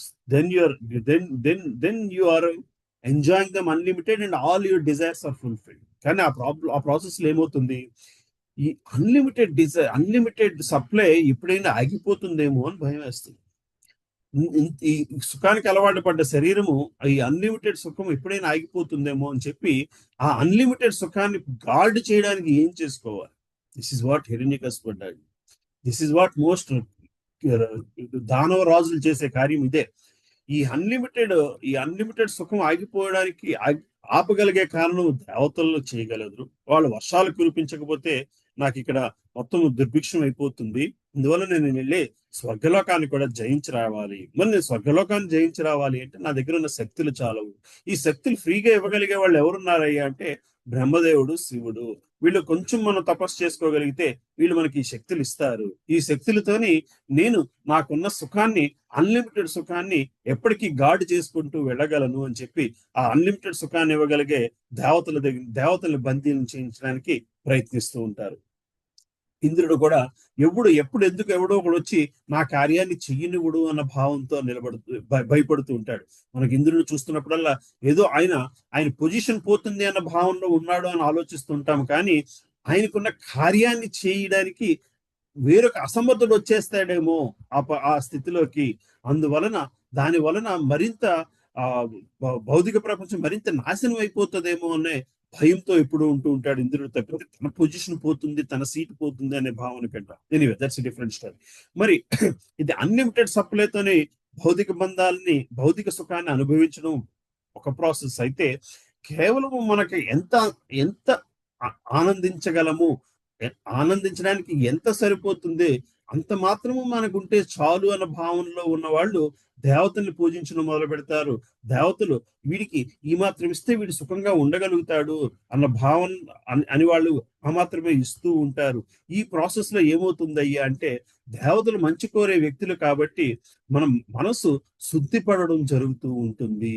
దేవతలు భగవంతుని తాలూకా కార్యం కోసం పనిచేస్తున్నారు కాబట్టి వాళ్ళు ఈ ప్రాసెస్ లోని మనము నిలబడి ఉండాలి అన్న భావంతో పనిచేస్తూ ఉంటారు. సో ఆ విధంగా అవి భౌతిక బంధం నుంచి విముక్తిని కూడా ప్రసాదించే స్థితికి తీసుకెళ్తుంది. అనగా సమస్త కర్మలు కూడా పరిశుద్ధములకు అవుతూ ఉంటాయి. అది ఎట్లాగా చాందోగ్య ఉపనిషత్తులో కూడా ఈ విషయం చెప్పబడింది. యజ్ఞాచరణము చే ఆహార పదార్థములు శుద్ధములగును, పరిశుద్ధముగా ఆహారమును భుజించుట చేత మానవుని జీవన స్థితి పరిశుద్ధమవుతుంది. ఎప్పుడైతే మనం దేవతల సహాయంతో పరిశుద్ధమైన ఆహారాన్ని స్వీకరించడం మొదలు పెడతామో అప్పుడు జీవన స్థితి పరిశుద్ధం అవడానికి అవుతుంది. అట్టి జీవన స్థితి పరిశుద్ధి ద్వారా స్మృతి అందరి సూక్ష్మ గ్రంథులన్నీ పవిత్రులు అవుతాయి. ఆ విధముగా స్మృతి పరిశుద్ధమైనప్పుడు మానవుడు మోక్ష మార్గమును గురించి ఆలోచించడం మొదలు పెడతాడు. ఇవన్నీ కలిసి చివరికి ప్రస్తుత మానవ సమాజమునకు అత్యంత ఆవశ్యకమైన కృష్ణ చైతన్యమునకు దారి తీస్తుంది. ఎప్పుడైతే మనం మంచి మార్గంలో వెళ్ళడం మొదలు పెడతామో, మంచి మార్గముతోని మన ఇంద్రియాలని ఆనందింపపరచాలి అన్న ఆలోచనలో ఉంటాము. ఆ ప్రాసెస్ లో మనము పుణ్యకార్యాలు చేస్తూ దేవతల్ని ఆనందింపపరుస్తామో అయితే ప్రభుజీ మాతాజీ ఇదంతా కూడా టెక్నికల్ గా జరుగుతుంది. ఈ శుద్ధి పడడం అన్నది మన హృదయం శుద్ధి పడడం అన్నది జరగాలి. అది ఎప్పుడైతే జరుగుతుందో అప్పుడు ఆ దేవతలు అనుకుంటారు, ఆహా ఈ వ్యక్తి చాలా బుద్ధిమంతుడు, మంచివాడు, వీడికి ల్యాకింగ్ ఏమైనా ఉందయ్యా అంటే కేవలము భగవంతునితో బంధం ఏర్పరచుకోవడమే మిగిలింది. ఆ బంధాన్ని ఏర్పరచుకునే విధానాన్ని ఎలా కల్పించాలి అని చెప్పి వాళ్ళు ఆలోచించిన నాడు ఒక శుద్ధ భక్తుడిని మన జీవితంలోకి పంపడం జరుగుతూ ఉంటుంది. అట్లాగే మనం భాగవతంలో చూస్తుంటే ఎన్నో చోట్ల నారదముని అదే కార్యంతో వస్తూ ఉంటాడు. ఏమినయ్యా అంటే ఒక శుద్ధ సాంగత్యం ఇవ్వడానికి. అన్ని పాడి పంటలు అన్ని సమృద్ధిగా ఉన్నప్పుడు, రాజా నీ రాజ్యంలోని నువ్వు భక్తి భావాన్ని పెంపొందించుకునే విధం గురించి ఆలోచించు అన్న విషయం చెప్పడానికి నారదముని వస్తూ ఉంటాడు. అట్లా శుద్ధ భక్తులు మళ్ళీ దేవతల ఆదేశంతోనే మన జీవితాల్లోకి కనబడడం మొదలు పెడుతూ ఉంటుంది. ఆ విధముగా స్మృతి పరిశుభ్రమైనప్పుడు మానవ సమాజమునకు అత్యంత ఆవశ్యకమైన కృష్ణ చైతన్యానికి ఆటోమేటిక్ గా అది దారి తీస్తుంది అని చెప్పి శ్రీల ప్రభుపాదులు చెప్తున్నారు. సో యజ్ఞములు చే సంతృప్తి పొందిన దేవతలు మీకు సంతృప్తినిస్తారయ్యా. ఆ విధముగా మానవులు మరియు దేవతల నడుమ గల పరస్పర సహకారం చే సర్వులకు శ్రేయస్సు కలుగుతుంది. ఏ నిమిషం అయితే మనము దేవతలతోని ఆ చక్కటి బంధాన్ని ఏర్పరచుకుంటామో దానితోని మన జీవితాలు భగవంతుని మార్గంలోకి వెళ్ళడానికి దారి తీస్తుంది. అంటే ఇనీషియల్ స్టేజ్ లో ఉంటుంది. అయితే మనము ఈ స్టేజ్ వీళ్ళందరూ కూడా భగవంతుడికి పూజిస్తున్నారు అన్న భావన అర్థం చేసుకున్నప్పుడు, వీళ్ళందరూ కూడా భగవంతుడి కోసమే పనిచేస్తున్నారు అన్న భావన మనం తెలుసుకోగలిగినప్పుడు, వీళ్ళని పూజించే కంటే భగవంతుడిని పూజిస్తే ఆటోమేటిక్ గా వీళ్ళందరూ ఆనందపడతారు అన్న భావనతోని మనము ఇంకా షార్టర్ రూట్ ఏమిటయ్యా అంటే డైరెక్ట్ గా భగవంతుని భక్తి మార్గంతో పూజించి ఇంప్రెస్ చేసి దేవతలందరినీ ఇంప్రెస్ చేసిన వాళ్ళమే అవుతాము. అది రాబో శ్లోకాల్లో చూస్తాము. 12వ శ్లోకము ఎవరు చదువుతారు?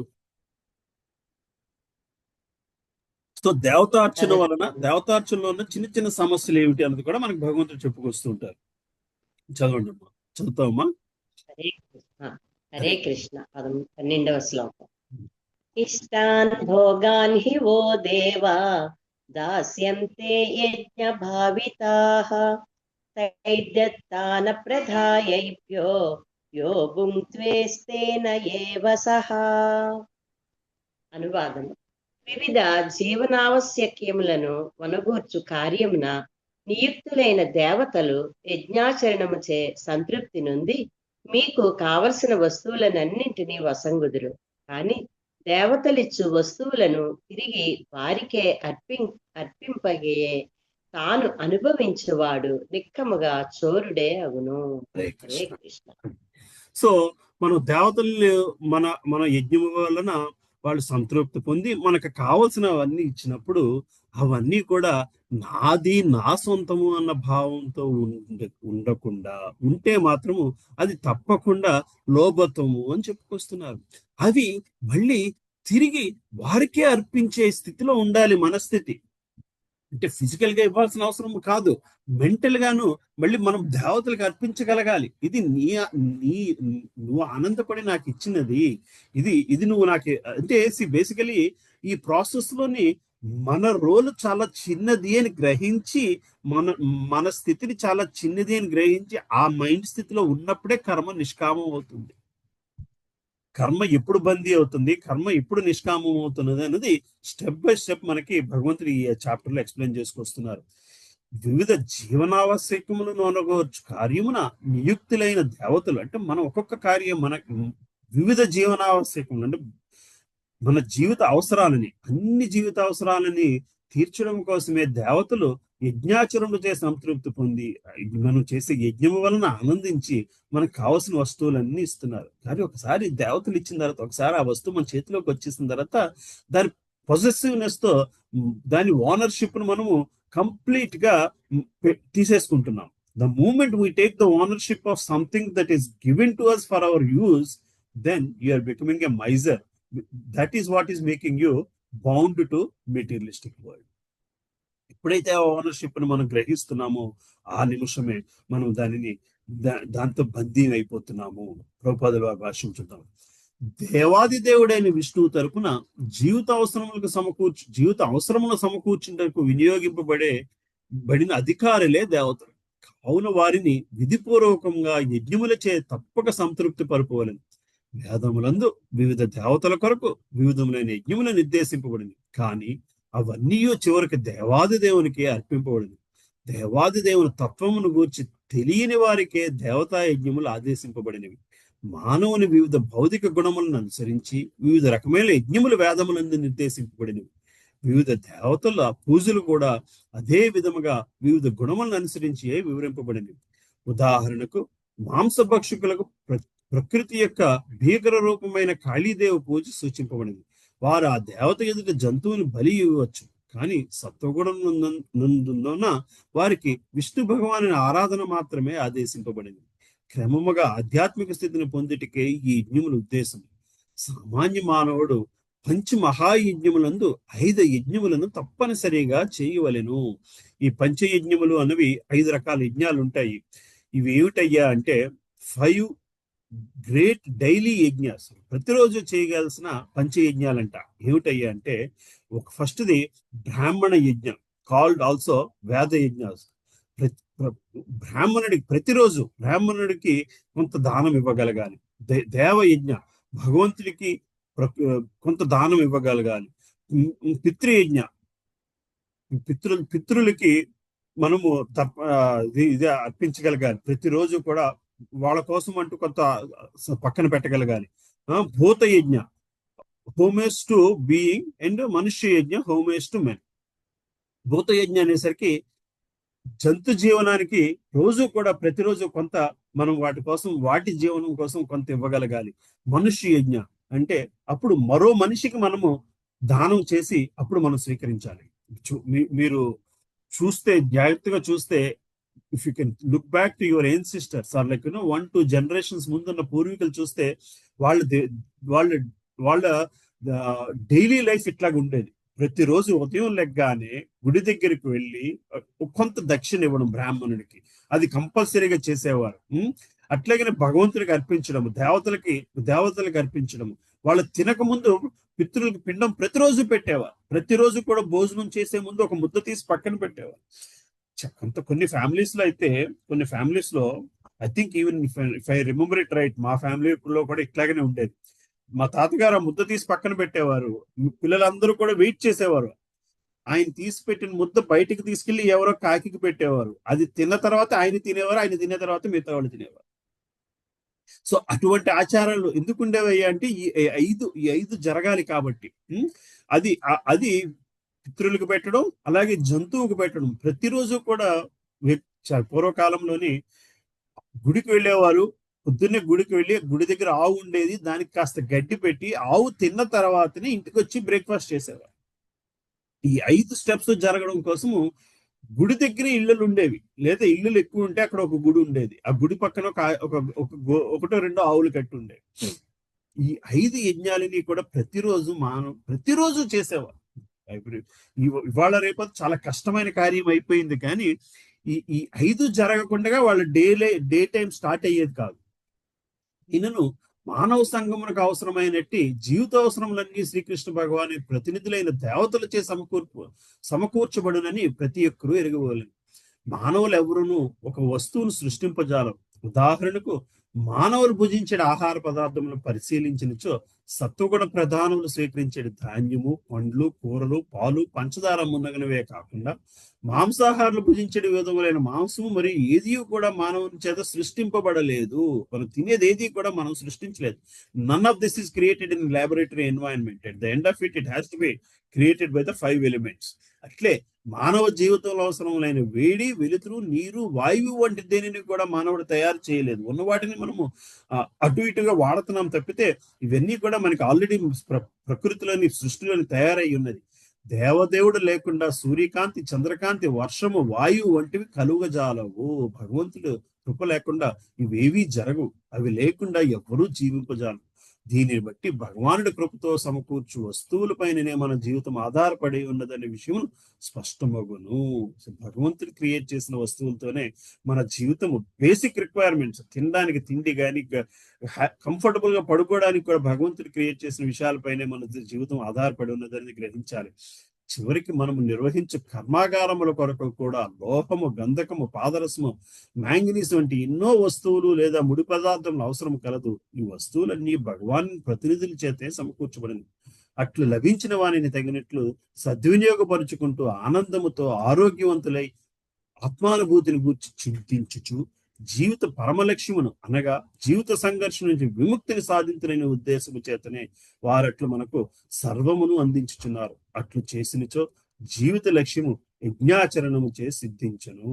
సో మనము మన కాని వస్తువుల్ని మనవి అనుకుంటూ వాటిని ప్రొటెక్ట్ చేసుకోవడానికి ప్రయత్నిస్తూ జీవిత కాలాన్ని వృధా చేసుకుంటూ వస్తున్నాము. మీరు చూస్తే మళ్ళీ if you go back to 1-2 generations, జీవితం ఎట్లా ఉండేదయ్యా అంటే, పూర్వకాలంలోని ఒక పిల్లవాడు పుట్టిన తర్వాత, ఒక అమ్మాయి పుట్టిన తర్వాతనో వాళ్ళు 5-10 ఏళ్ళు లోపలే ఎవరిని పెళ్లి చేసుకుంటున్నారో క్లియర్ ఫిక్స్ చేసేసేవారు. 10 ఏళ్ల లోపలే వీడు ఈ అమ్మాయి వీడిని చేసుకుంటుంది, వీడి ఈ అమ్మాయిని చేసుకుంటాడు అనేది ఫిక్స్ చేసేసేవారు. 15 సంవత్సరాలు వచ్చేసరికి వాడు ఏం ఉద్యోగం చేస్తున్నాడు అంటే తండ్రి ఏం చేస్తే అది చేసేవాడు. సో వృత్తిరీత్యా, సహచర్యం రీత్యా మనకి కావాల్సిన 2 అవసరాలని 10-12 సంవత్సరాలు 15 సంవత్సరాల లోపలే తీరిపోతే ఇంక వాడికి ఉన్నదల్లా అంటే ఈ 2 సెక్యూరిటీస్ ని సెక్యూర్ చేసేసేవారు.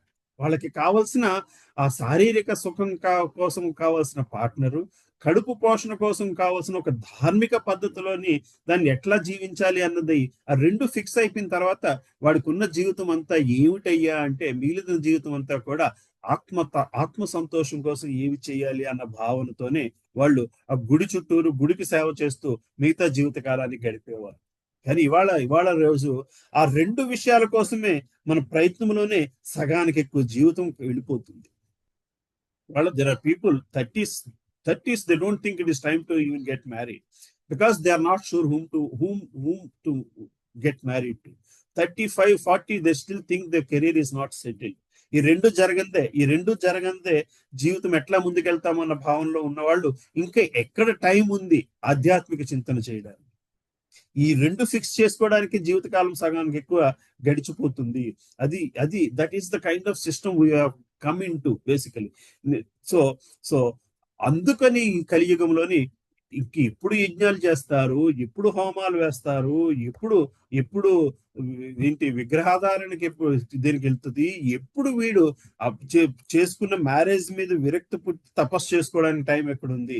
అందుకే కేవలము హరినామ సంకీర్తనతోనే, భగవన్నామ సంకీర్తనతోనే బయటపడగలము అని చెప్పి కలియుగానికి ఈ మాత్రం చేసుకోగలిగితే చాలు లేవయ్యా అని చెప్పి భగవంతుడే మనకి సింపుల్ ప్రాసెస్ ని ఇవ్వడం జరిగింది.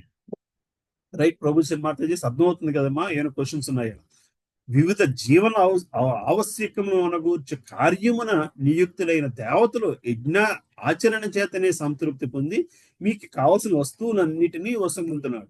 కానీ దేవతలిచ్చే వస్తువులు తిరిగి వారికి అర్పింపకయే, అది వాళ్ళు ఇచ్చినది అని చెప్పి వాళ్ళ ప్రసాదమాన్ని స్వీకరించి వాళ్ళకి తిరిగి వాళ్ళ కోసం మనం ఎట్లా ఖర్చు పెట్టాలి అని భావింపకపోవడం వలన మనము ఈ బద్ధ జీవనం అంటే భౌతిక జీవితానికి బందీం ఏర్పడిపోతున్నాము అన్నది మనం గ్రహించాలి. రైట్? హరే కృష్ణ. నెక్స్ట్ శ్లోకానికి వెళ్దామా ప్రభు?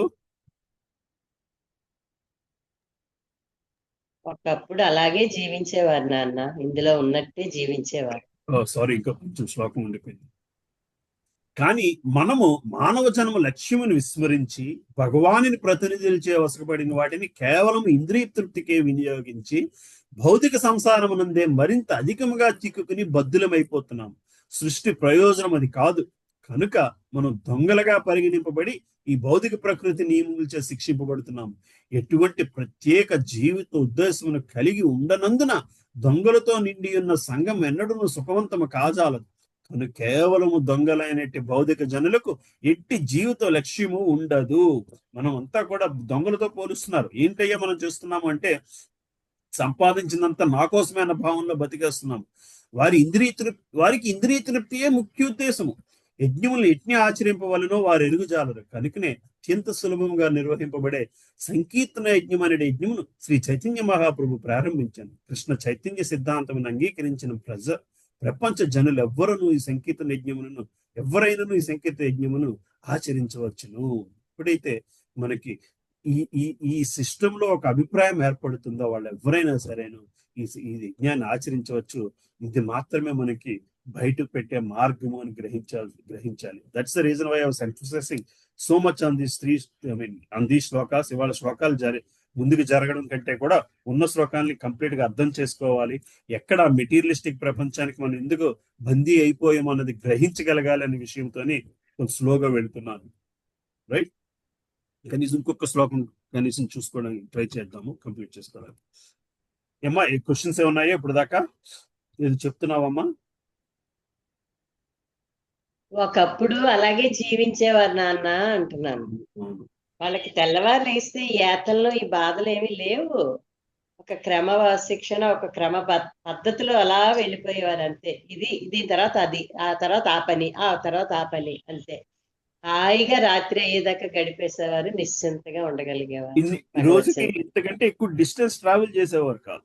వర్క్ కోసం అట్లీస్ట్ కడుపు కోసం ఇంత దూరం పరిగెత్తాల్సిన అవసరం లేని పరిస్థితి ఉండేది. ఈ రోజు there are people who commute 1 hour by flight for work.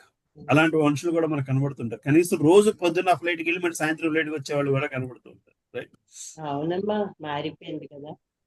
సాయంత్రం వేసరికి కంపల్సరిగా ఆ పురాణ కాలక్షేపానికో ఆ భాగవత ప్రవచనాలకో వచ్చేయాలంతే. అది అయిపోయాకే మనకి ఆ రోజు గడుస్తుంది అన్నమాట. అట్లా గడిపేవారు. సరే, 13వ శ్లోకం ఎవరు చదువుతున్నారు? నేను చదువుతాను ప్రభుజీ. హరే కృష్ణ మాతాజీ చదవండి. దాశినః సంతో ముచ్యంతే సర్వకిల్బిషైః భుజంతే తే త్వఘం పాపా ఏ పచంత్యాత్మకారణాత్. మొట్టమొదటి యజ్ఞమున అర్పింపబడిన ఆహారమును స్వీకరించుట చేత భగవద్భక్తులు అన్ని రకములైన పాపముల నుండి విముక్తులగుదురు. తమ ఇంద్రియ భోగము కొరకే ఆహారమును సిద్ధము చేసుకుని వారు కేవలము పాపమునే భుజింతురు. హరే కృష్ణ. సో యజ్ఞమును అర్పింపబడిన అంటే భగవంతుడికి నైవేద్యం పెట్టిన ఆహారం స్వీకరించడం ద్వారా భగవద్భక్తులు సర్వ విధములైన పాపము నుంచి విముక్తులవుతున్నారు. సో మనం చెప్తున్నాము జంతుహింస కర్మ అని. కాదు, జంతుహింసే కాదు, కొత్తిమీర హింస కూడా కర్మే. కొత్తిమీర కాడ నుంచి కూడా మన కర్మ వస్తుంది. కానీ మరి ఈ కర్మ ఎప్పుడు కర్మ పోతుందయ్యా అంటే అది భగవంతుడికి ప్రసాదము కింద కన్వర్ట్ చేసుగలిగిన నాడు, భగవంతుడికి నైవేద్యము పెట్టిన నాడు అది దాని నుంచి వచ్చే సర్వ విధములైన పాపము నుంచి విముక్తులవుతున్నారు. అంటే ఆ యువహింస చేసిన ఆ చిన్న మొక్కకు చేసిన హింస నుంచి కూడా మనము బయటపడుతున్నాము. తమ ఇంద్రియ తృప్తి కొరకే ఆహారం సిద్ధం చేసుకునేవారు కేవలము పాపమునే భుజిస్తున్నారు. కాదు, భగవంతుడితో సంబంధం లేకుండా నా నాలిక ఆనందం కోసమే నేను వండుకుంటున్నాను అనుకున్న వాళ్ళందరూ కూడా పాపాన్నే భుజిస్తున్నారు అని చెప్తున్నారు.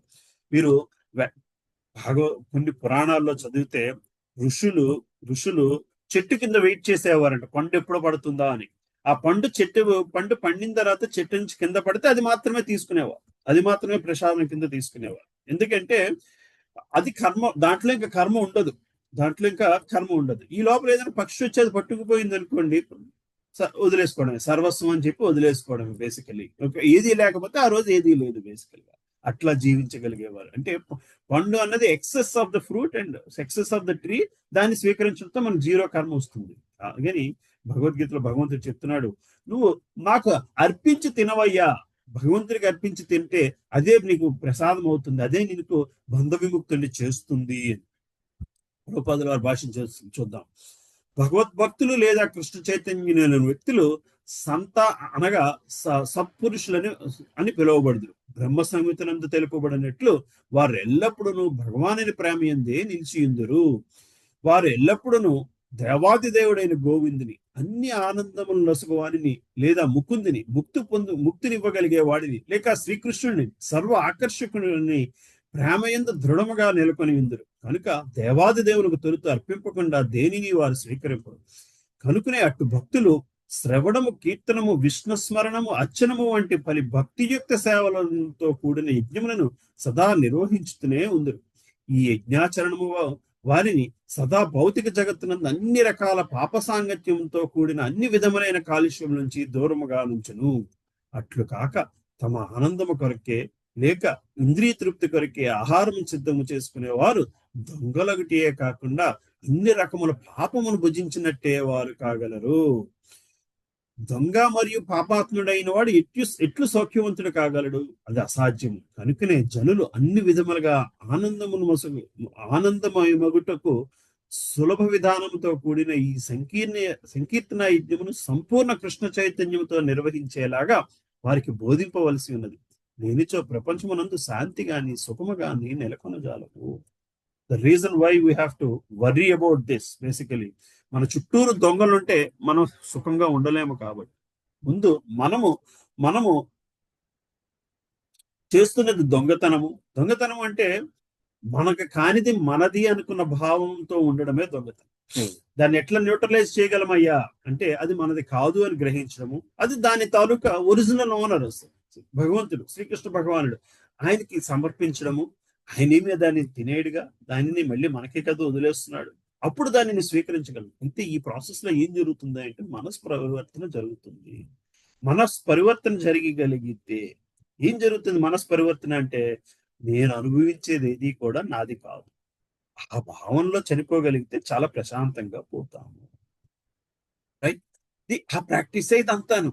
నువ్వు తినే దాని దగ్గర నుంచి మిఠాయి తిను, లడ్డూ తిను, అది తిను, ఇది తిను, కానీ అది భగవంతుని ప్రసాదము అన్న భావనతోనే ఆయనకి అర్పించేసి, ఇది నాకుది కాదు, ఇది నువ్వు నాకు ఇచ్చిన గిఫ్ట్ అని ఆయనతో ఒక కృతజ్ఞతాభావంతో తినడం మొదలు పెడితే, తినకపోతే దొంగలు అంటున్నారు. ఎందుకంటే దొంగలు అంటే వాళ్ళు ఇంకా నాకు కావాలి అన్న భావంతో ఉంటారు. ఇట్లా భగవంతుడి ప్రసాదంగా స్వీకరించిన వాళ్ళు ఎంత చేతికి వస్తే అంతే తినగలిగే స్థితిలో ఉంటారు. మనకి ఇంకా 4 తినాలనిపించి ఒకటే వస్తే ఇంతే భగవంతుడు నాకు రాసి పెట్టాడు అన్న భావంతో తినే స్థితిలో ఉంటారు. మన చుట్టూరు మనుషులందరూ అదే భావంతో ఉంటే అంతకంటే కావాల్సింది ఏముంది? అట్లాంటి భావన లేనప్పుడు మన చుట్టూరు ఉన్నవాళ్ళు నాకింకా కావాలి, నేను ఇంకా ఆక్రమించుకుంటానన్న భావంతో ఉండేవాళ్లే ఉంటారు. అటువంటి వ్యక్తులు మన చుట్టూరు ఉన్నప్పుడు శాంతి ఎక్కడి నుంచి వస్తుంది? ప్రపంచంలో శాంతి సుఖం ఎక్కడి నుంచి వస్తాయి? సో ప్రపంచంలో శాంతి సుఖానికి మూలము ఎక్కడి నుంచి వస్తుంది? ఎక్కడొస్తుందయ్యా అంటే తన నిజస్థితిని గ్రహించగలిగిన నాడు జీవుడు తన నిజస్థితిని గ్రహించగలిగి తన నిజస్థితి, తన నిజ గమ్యాన్ని గ్రహించగలిగిన నాడు శాంతి అనేది వస్తుంది. కాబట్టి ఇది ప్రచారం చేయాల్సిన బాధ్యత అందరిలోనే ఉంది. అది ఎవరి కోసమో కాదు, నీ సుఖము కోసము, ప్రపంచ శాంతి కోసము నువ్వు ఈ కార్యం చెయ్యాలయ్యా అని శ్రీల ప్రభుపాదులు వారు చెప్పుకొస్తున్నారు. రైట్, అర్థమవుతుందమ్మా? సరే, 14వ శ్లోకానికి వెళ్దాం. 14 చదువుతారమ్మా? నేను చదువుతా ప్రభుజీ. చదవండి అమ్మా పార్వతి. అన్నాద్భవంతి భూతాని పర్జన్యాదన్న సంభవః యజ్ఞాద్భవతి పర్జన్యో యజ్ఞకర్మ సముద్భవః దేవదేవ జీవ జీవదేహములన్నీయు వర్షము వలన ఉత్పన్నమైనట్టి ఆహార ధాన్యముపై ఆధారపడి జీవించును.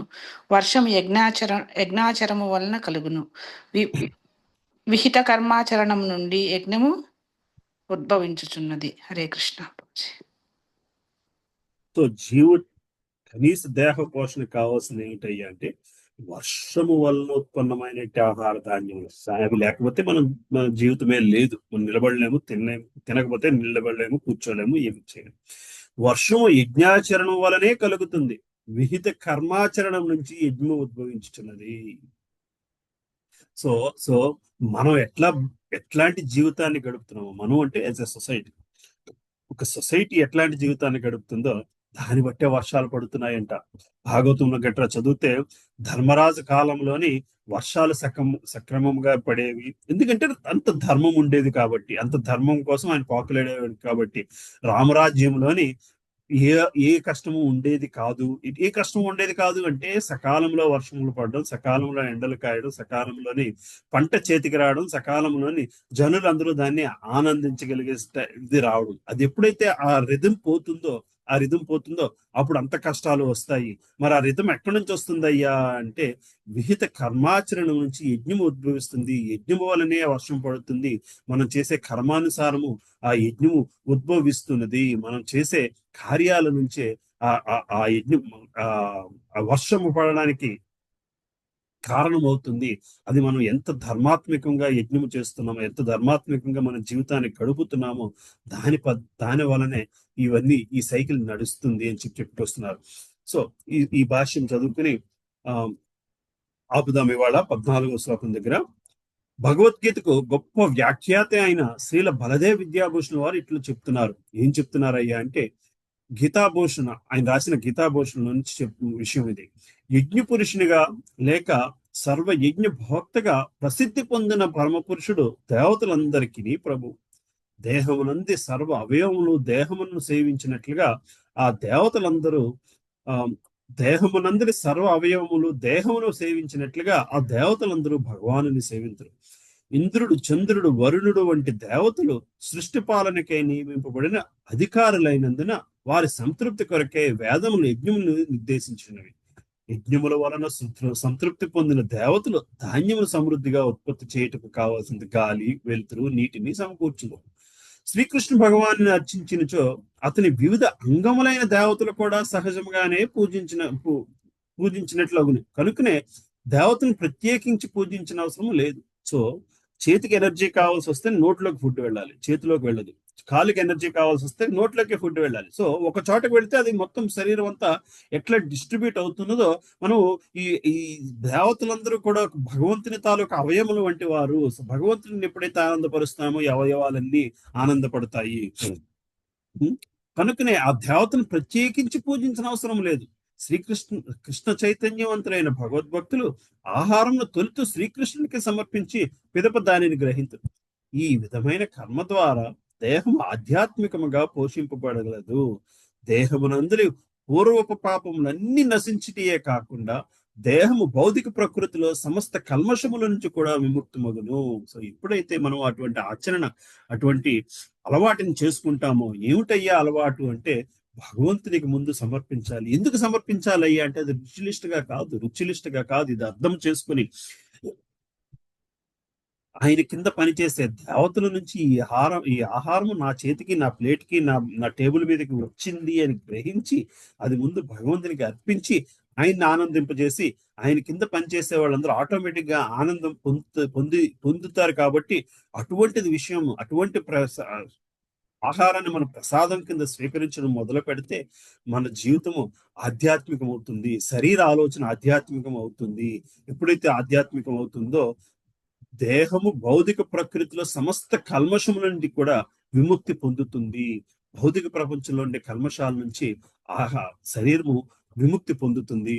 అంటువ్యాధి వచ్చినప్పుడు వ్యాధి నిరోధక ఔషధము అంటువ్యాధి నుంచి మానవుని రక్షించినట్లుగా విష్ణువుకు అర్పింపబడిన ఆహారం వలన భౌతిక విషయాసక్తి నుంచి రక్షించబడతాము. సో విషయాసక్తిని అంటువ్యాధితో పోలుస్తున్నారు. విషయాసక్తి అంటే భౌతిక బంధము ఒక విషయాన్ని ఇది నాది, నేను ఇంకా ఇంత సంపాదించాలి అన్న ఆలోచన ఒక అంటువ్యాధి అంట. ఒకడు మొదలు పెడితే ఇంకోటి మొదలు పెడతాడు. అంటువ్యాధి అంటే అదే, ఒకడికి వస్తే ఇంకోటికి వస్తుంది. మరి ఈ వ్యాధికి మందేమిటయ్యా అంటే ఆహారాన్ని భగవంతుడికి ముందు సమర్పించి ప్రసాదం రూపంలో తినడమే. అట్టి అభ్యాసంకు అలవాటు పడిన వాడే భగవద్భక్తుడిగా పిలువబడతాడు. ఎప్పుడైతే మనం అటువంటి అభ్యాసానికి, అటువంటి కార్యక్రమానికి అలవాటు పడతామో వాళ్ళు భక్తులుగా తయారవుతారు. కనుక కృష్ణ ప్రసాదమే భుజించు కృష్ణ చైతన్యవంతుడు ఆత్మానుభూతి మార్గంలో పురోవృద్ధికి అవరోధముల వంటి పూర్వపు పాప ప్రతిక్రియలను అన్నింటినీ నశింపజేసుకునేవాడు అవుతాడు. ఎప్పుడైతే మనం ప్రసాదం తినడం మొదలు పెడతామో అప్పుడు మన పాప ప్రతిక్రియలు ఇదివరకు చేద్దాము, ఇదివరకు ఈ విధంగా సంపాదించేవాడిని, ఈ కార్యం చేసి సంపాదించేవాడిని అనుకునేవన్నీ కూడా క్రమక్రమంగా శుద్ధిపడడం జరుగుతున్నది. ఆ విధముగా చేయని వాడు ఇంకా పాప భారాన్ని పెంచుకుంటూ పోతున్నాడు. ఎప్పుడైతే ఆ విధంగా మనం ప్రసాద విధంగా తీసుకోలేకపోతే ఇంకా ఇంకా ఇంకా భారాన్ని పెంచుకుంటున్నాడు.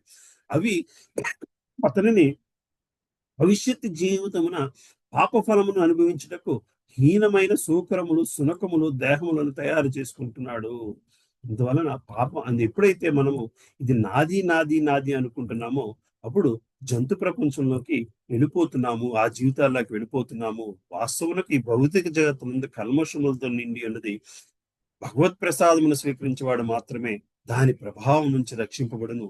అట్లు చేయని వాడు కల్మషముకి గురి అవుతున్నాడయ్యా. ఈ భౌతిక ప్రపంచం అంతా కూడా ఇటువంటి కల్మషంతోనే నిండి ఉన్నది.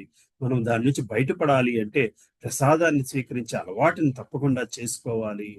వాస్తవములకు ఆహార ధాన్యములు మరియు కాయగూరలే ఆహార యోగ్యములైనట్టు మానవులు వివిధములైన ధాన్యములు, కూరలు, ఫలములు వంటి వాటిని భుజించరు.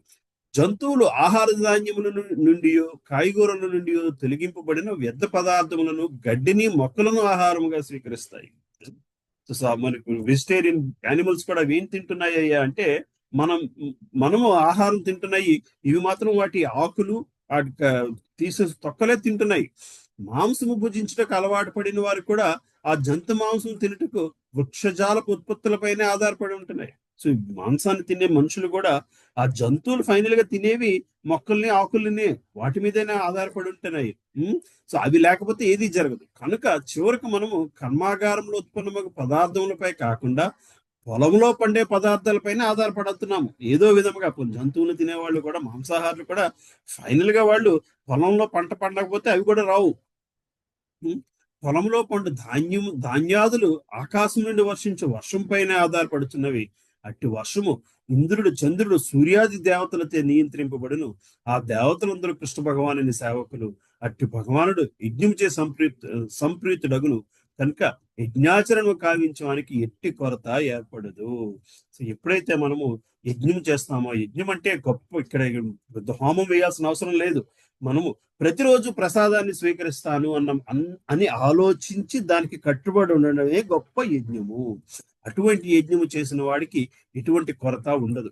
అది ప్రకృతి నియమం. కనుక కనీసం ఆహార పదార్థముల కొరత నుండి రక్షింపబడేటికైనను ప్రత్యేకించి యజ్ఞమును నిర్దేశించబడిన సంకీర్త యజ్ఞమును నిర్వహింపవలసి ఉన్నది. సో మనం చేయాల్సిన పెద్ద పెద్ద యజ్ఞాలు లేవయ్యా.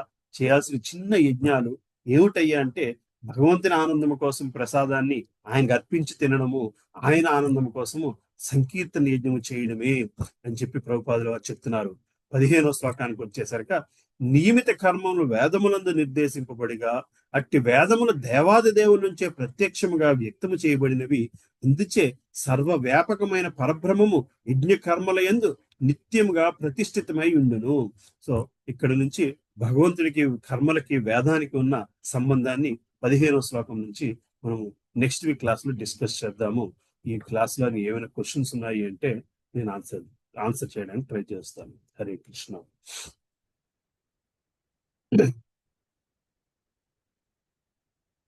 Any reflections? ఇవాళ క్లాస్ ఓకేనా? కొత్త విషయం ఏమైనా అనిపించిందా, లేకపోతే తెలిసిన విషయం మళ్ళీ మీరు చెప్తున్నారు అనిపిస్తుందా? చాలా పవర్ఫుల్ గా ఉంది ప్రభు. పవర్ఫుల్ గా ఉందా?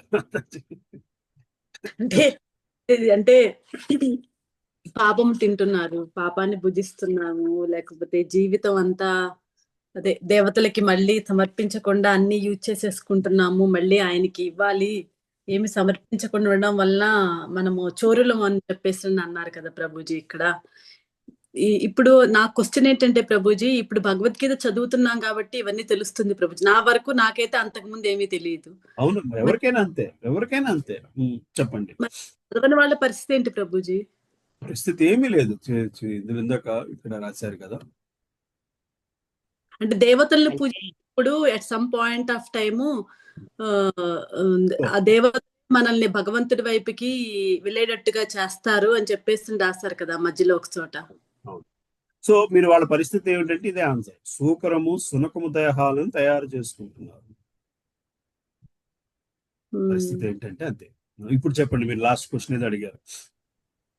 లాస్ట్ క్వశ్చన్ ఏంటంటే, అంటే దేవతలను పూజించే వాళ్ళు దేవతలు సంతృప్తి చెంది వీళ్ళు ఇంకా అంటే ఇంకా ప్రమోషన్ అనుకోండి. ఒకసారి ఆమని మాతాజీ ఇలానే ప్రమోషన్ అన్న వర్డ్ యూజ్ చేశారు. అప్పటి నుంచి ఇంకా భగవంతుడిని సేవించడానికి ఇంకా వీళ్ళు అర్హులు అని చెప్పేసినని ఇంకా మనల్ని ఈ భగవద్గీత చేస్తాడంటారా మనల్ని దేవుడు? భగవద్గీత వినేటట్లు చేస్తున్నాడా భగవంతుడు వీళ్ళ అర్హులు అని చెప్పి? అంటే అమ్మా, భగవద్గీత వినే అవకాశము చాలా సార్లు వస్తుంది. మీరు ఎప్పుడైతే రెడీగా ఉన్నారో అప్పుడు మీరు దాన్ని స్వీకరిస్తున్నారు. అదే ఇప్పుడు మీరు వాట్సాప్ మెసేజ్ మీరు ఎంత ప్రచారం చేశారు ఈ క్లాసెస్ గురించి, అందరూ కూడా దాన్ని చూశారు. ఇవాళ చూసి మళ్ళీ 4 ఏళ్ళు, ఇవాళ రాలేదు క్లాస్ కి, 4 ఏళ్ల తర్వాత మళ్ళీ అదే మెసేజ్ చూస్తాడు. 2 ఏళ్ల తర్వాత అటువంటి మెసేజ్ ఇంకోటి చూస్తాడు. ఈ మెసేజ్ 4 సార్లు వచ్చింది కాబట్టి ఒకసారి ఆ రోజు ఆయన విందాము అనుకున్న పరిస్థితుల్లో దాన్ని వినడం మొదలు పెడతాం. The message is always there. The message is in front. You react to respond to that message when you are ready. So if you go back and think, now you are getting an opportunity Bhagavad Gita vinadani.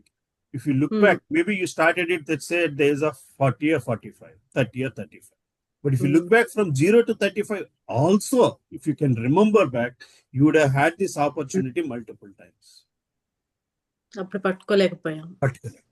నా గురించి నేను చెప్తున్నాను. 2004 కూడా వద్దు, 94, 91, 90 I joined engineering college. Ragging లో భాగంగా నన్ను తీసుకెళ్లి సెషన్ లో కూర్చోబెట్టారు ఒకసారి, కానీ నేను పట్టుకోలేకపోయాను. I'm telling you this. 90 మధ్యన ఇంకెన్ని సందర్భాలు అయినాయి నాకు గుర్తులేదు.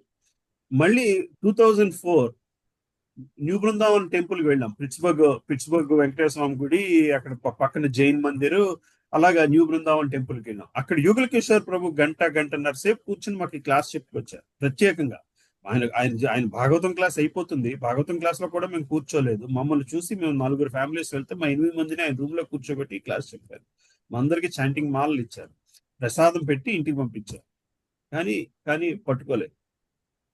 మళ్ళీ 17లో వచ్చింది. 17లోని ఇక్కడికి ఇండియా వచ్చిన తర్వాత వాట్సాప్ లో ఒక మెసేజ్ వచ్చింది, కింద భగవద్గీత క్లాసులు జరుగుతున్నాయి, ఎవరైనా ఇంట్రెస్ట్ ఉంటే రండి. అయితే ఈ 4 నుంచి 17 మధ్యలోని న్యూ బృందావన్ టెంపుల్కి వెళ్ళినప్పుడు భగవద్గీత పుస్తకం తీసుకొచ్చాను. అక్కడ నుంచి మీడియా కిట్ కొనుక్కొచ్చాను. పెద్దగా చదివింది లేదు, ఈ పుస్తకం అయితే చదివింది లేదు. వేరే రకం భగవద్గీత వేరేదేదో చదువుతున్నాను, చేస్తున్నాను. బట్ ఎక్కడో చదవడం మొదలు పెట్టాను, కానీ there is the gap of grasping it, catching hold of it. The transformative change లో ఇక్కడ గ్యాప్ వస్తుంది ఎప్పుడో. But at least the process happened is that you started, I at least started to cultivate some love for Bhagavad Gita in those 10 years. ఇక్కడ ఎప్పుడైతే class జరుగుతుందని message వచ్చిందో, even now if I do not respond to this message, ఈ రోజు మన apartment లో class జరుగుతున్నప్పుడు మనం వెళ్ళకపోతే I'm simply wasting my life and time. So now Why did I not get this impression in 2004 or in 94? There are other activities that are happening in my life at that time. By the time I came to 17, probably I felt my job is a lot more stabler in India. Maybe in 2004, my mind is totally preoccupied with the job and other activities. Maybe in 2004, we still didn't have children. Maybe now we felt like the children are in a decent shape in school and we don't have much responsibilities. Whatever is the reason, but I'm ready at 17 to sit in a class calmly, basically. Between now 4 and 17, did this opportunity not happen? Probably it happened. I don't remember. ఎన్నోసార్లు చిన్మయ మిషన్కి వెళ్ళి class వినడమో, లేకపోతే గుడికి వెళ్ళినప్పుడు ఏదో class జరగడమో, లేకపోతే ఇంకో సభలో ఇంకోటి జరగడమో జరిగి ఉండొచ్చు, కానీ జస్ట్ ఐఎమ్ నాట్ రెడీ బేసికల్. సో చెప్తుంటారు క్లాస్ లో కూర్చున్నప్పుడు 20% మైండ్ లోకి వెళ్ళొద్దంట. ఏ 20% అన్నది మన స్థితిని బట్టి ఆధారపడి ఉంది. అందులో కావాల్సిన 20%, ఇంపాక్ట్ఫుల్ 20% వెళ్ళింది అనుకోండి, then it changes your life. Changes. So to answer your question, is God creating this opportunity? Yes, God is creating this opportunity multiple times. I'm sure now you are going and singing Harinam Sankirtan in Boston streets. Probably before you came to Krishna consciousness, you might have seen some devotees walking by the same streets singing the song, but it never caught your attention. You might have seen somebody selling books that now you are doing in the crossroads. You might have seen somebody doing that, but it never caught your attention. Maybe at that moment something else is more priority. అవును Prabhuji. So చాలా మంది అడుగుతుంటారు మనకి, ఎవరు కుమారి మాతాజీ ఉన్నారు class లో. కుమారి మాతాజీ నన్ను ఒకసారి క్వశ్చన్ అడిగారు, ఎందుకు ప్రభు ఇస్కాన్ డివోటీస్ అలా రోడ్డు మీద భగవద్గీత పుస్తకాలు అడుగుతారు? భగవద్గీత పుస్తకం కావాల్సిన వాళ్ళు ఎలాగో కొనుక్కుంటారు కదా, వాళ్ళకి కావాలి అన్న సంగతి తెలియదు, వాళ్ళకి కావాలి అన్న సంగతి కూడా వాళ్ళకి తెలియట్లేదు. వాళ్ళకి కావాలేమో ఆ లింక్ ని, ఫైనల్ లింక్ ని మీకు ఇది కావాలి అని చెప్తున్నాము. అందులో ఒక్కడు ఆ నిమిషము మైండ్ సెట్ లో నుండి ఆ పుస్తకం తీసుకుంటే వాడంతా వాడు టెంపుల్కి వెళ్ళి కొనుక్కోని స్థితిని మనం అవాయిడ్ చేస్తున్నాం. ఎనీవే, విక్రమ్ ప్రభు చెప్పండి ప్రభు. హరే కృష్ణ. గురుజీ, ఇప్పుడు సుజాత మాత అడిగిన క్వశ్చన్ కి సంబంధించిన పాయింటే నేను చాలా విధాలుగా ఇదివరకు ఎప్పుడో నుంచి ఫస్ట్ క్లాస్ నుంచి ఆలోచిస్తున్నా గురుజీ. మిమ్మల్ని చాలా క్వశ్చన్స్ అడిగాము, కానీ వన్ ఆఫ్ ద ఆలోచన నాలో ఇంకా అప్పటి నుంచి ఉంది, కానీ నేను ఇలాంటి క్వశ్చన్లు మరీ అడగటం ఎట్లా అన్నట్లు కొంచెం వెనకడికి వేసామండి గురూజీ. బట్ ఇవాళ నాకు 3వ శ్లోకంలో దానికి కనీసం రిలేట్ ఏమన్నా చేసుకున్నానేమో అని అనిపిస్తుంది గురూజీ. అదేంటంటే, మీరు చెప్తాంది మన జీవిత కాలంలో మనకి దొరికిన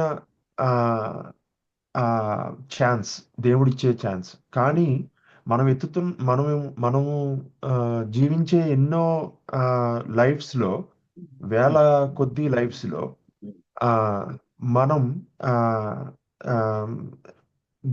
ఇప్పుడు మీరు 3వ శ్లోకంలో చెప్పినట్లు మనకి అన్నీ మనం దేవుడికి అర్పిస్తాం నుంచి మనం అదే ధ్యాసలో ఉంటే, మినిస్టర్ దానికి తోడ్పడి మనకి సహకరించి మనల్ని ఒక మార్గంలో పెడుతున్నట్టు, అదే మనం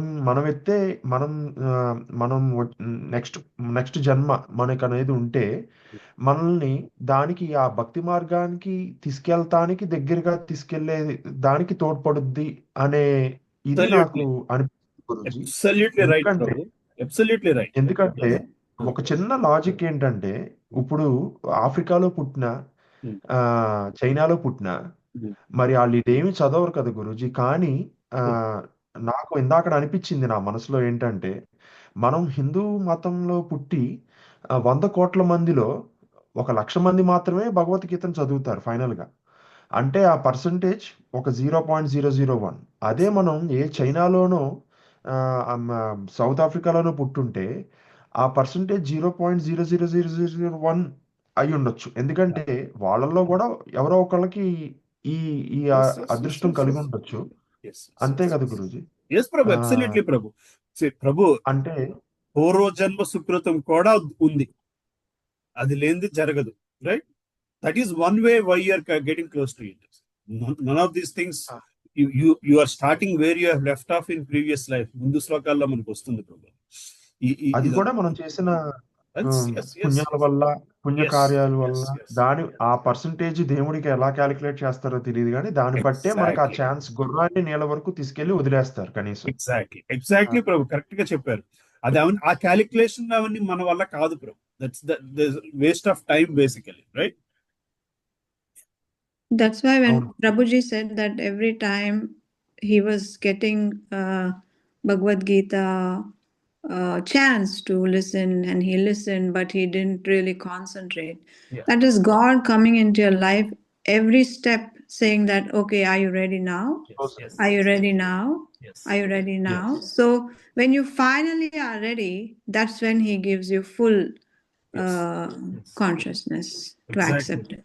Absolutely, Mataji. Very nice. Exactly. అదే గురూజీ, ఫస్ట్ లో మిమ్మల్ని అడుగుదాం అనుకున్న క్వశ్చన్, మనం ఇలా పుట్టాము, ఆఫ్రికాలో పుట్టుంటే ఏంటి అని అడుగుదాం అనుకున్నాం. కానీ ఈ మన భగవద్గీత చాప్టర్ బై చాప్టర్ చదువుతూ వచ్చే మెచ్యూరిటీ వల్ల, అట్లీస్ట్ ఆలోచనలో వచ్చే మెచ్యూరిటీ వల్ల ఐ బిలీవ్ అట్లా అని అనుకుంటున్నా గురూజీ. ఎస్ ప్రభు. సో ఇది స్టార్ట్ చేసినప్పుడు కూడా చాప్టర్స్ ఓవర్ వ్యూ చేసుకెళ్ళిపోదాం. ఓవర్ వ్యూ చేసుకెళ్తే ఈ డిస్కషన్ జరగవు. ఒక 1 hour ఒక చాప్టర్ 30 శ్లోకాలు టైం స్పెండ్ చేయడంలో అంత డీటెయిల్ డిస్కషన్ ఉండదు. సో ఈ డీటెయిల్ డిస్కషన్ లో కొంచెం పార్టిసిపేట్ చేసినా సరే there will be lot more effective result than 18 classes, 18 chapters is what I felt, at least.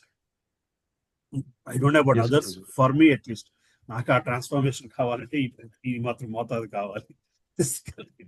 తప్పకుండా ఎందుకంటే చిన్నప్పటి నుంచి భగవద్గీత వింటాము చేస్తాము, కానీ అన్న ఎప్పుడైతే ప్రభుపాదుల వారి భాష్యాలు విన్నామో ఒక థ్రిల్లింగ్ వచ్చింది ఫస్ట్ టైం. అయ్యి బాబు ఇంత బాగుంటుందా భగవద్గీత అని.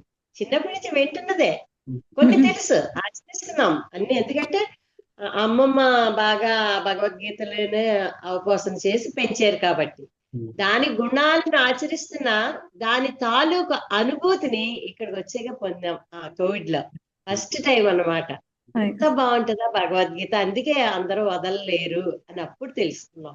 చాలా ప్రభుపాదుల వారు చాలా బాగా భాష్యాలు రాశారు. అంత బాగా పడటం వల్లనే మనకు ఆ మార్పు వస్తుంది. ఇప్పుడు విక్రమ్ ప్రభుజీ 3వ అధ్యాయానికే పొంగిపోతారు. ప్రభుజీ ముందుకు వెళ్ళే కొద్దీ మీరు ఎంత పొంగిపోతారో నేను చెప్పలేను. ఎంత బాగుంటుందో ముందుకెళ్ళి కొద్ది ఇట్లాగా పత్తి దూది నుంచి విడిపోతుంది చూసారా, అట్లా విడిపోతూ ఉంటది అనమాట. కరెక్ట్ ఎక్స్ప్లెయిన్ చేస్తున్నారు మాతాజీ. అవునమ్మా. హరే కృష్ణ అమ్మా. హరే కృష్ణ. థ్యాంక్ యూ అమ్మా. హరే కృష్ణ. ఇంకా రవికుమారి మాతాజీ మాట మీరు ఎలా ఫీల్ అవుతున్నారమ్మా? హరే కృష్ణ మాతాజీ, మీట్లో ఉన్నారా? ఇవాళ రవికుమారి మాతాజీ పుట్టినరోజు. హ్యాపీ బర్త్డే అమ్మా. హ్యాపీ బర్త్డే అమ్మా. హరే కృష్ణ కాన్షియస్నెస్ బర్త్డే అంటే ఈ పుట్టినరోజు నాడు మరింత ఎక్కువ కాన్షియస్నెస్ పెరిగే కార్యక్రమాలు చేసుకెళ్ళాలి. చెప్పండి అమ్మా, మీకు ఎలా అనిపిస్తుంది? చాలా బాగా చెప్తున్నారు ప్రభుజీ. మీరు ఎక్కడ ఉండేది? అనకాపల్లి కదా? మీరు ప్రాపర్ అనకాపల్లి? కాసింకోట ప్రభుజీ. కసింకోట. చెప్పండి, ఇవాళ మీ పుట్టినరోజు కాబట్టి మీ మాట విందామని పిలిచాను, అంతకంటే మరి లేదు. బాబు నిన్ననే చెప్పారు ఇవాళ మీ పుట్టినరోజు అని. రాత్రి వచ్చాడా? క్లాస్ లో ఉన్నారా? లేదు, ఉన్నారు ప్రభుజీ. ఇవాళ మురళీకృష్ణ. ఓకే. హరే కృష్ణ ప్రభు.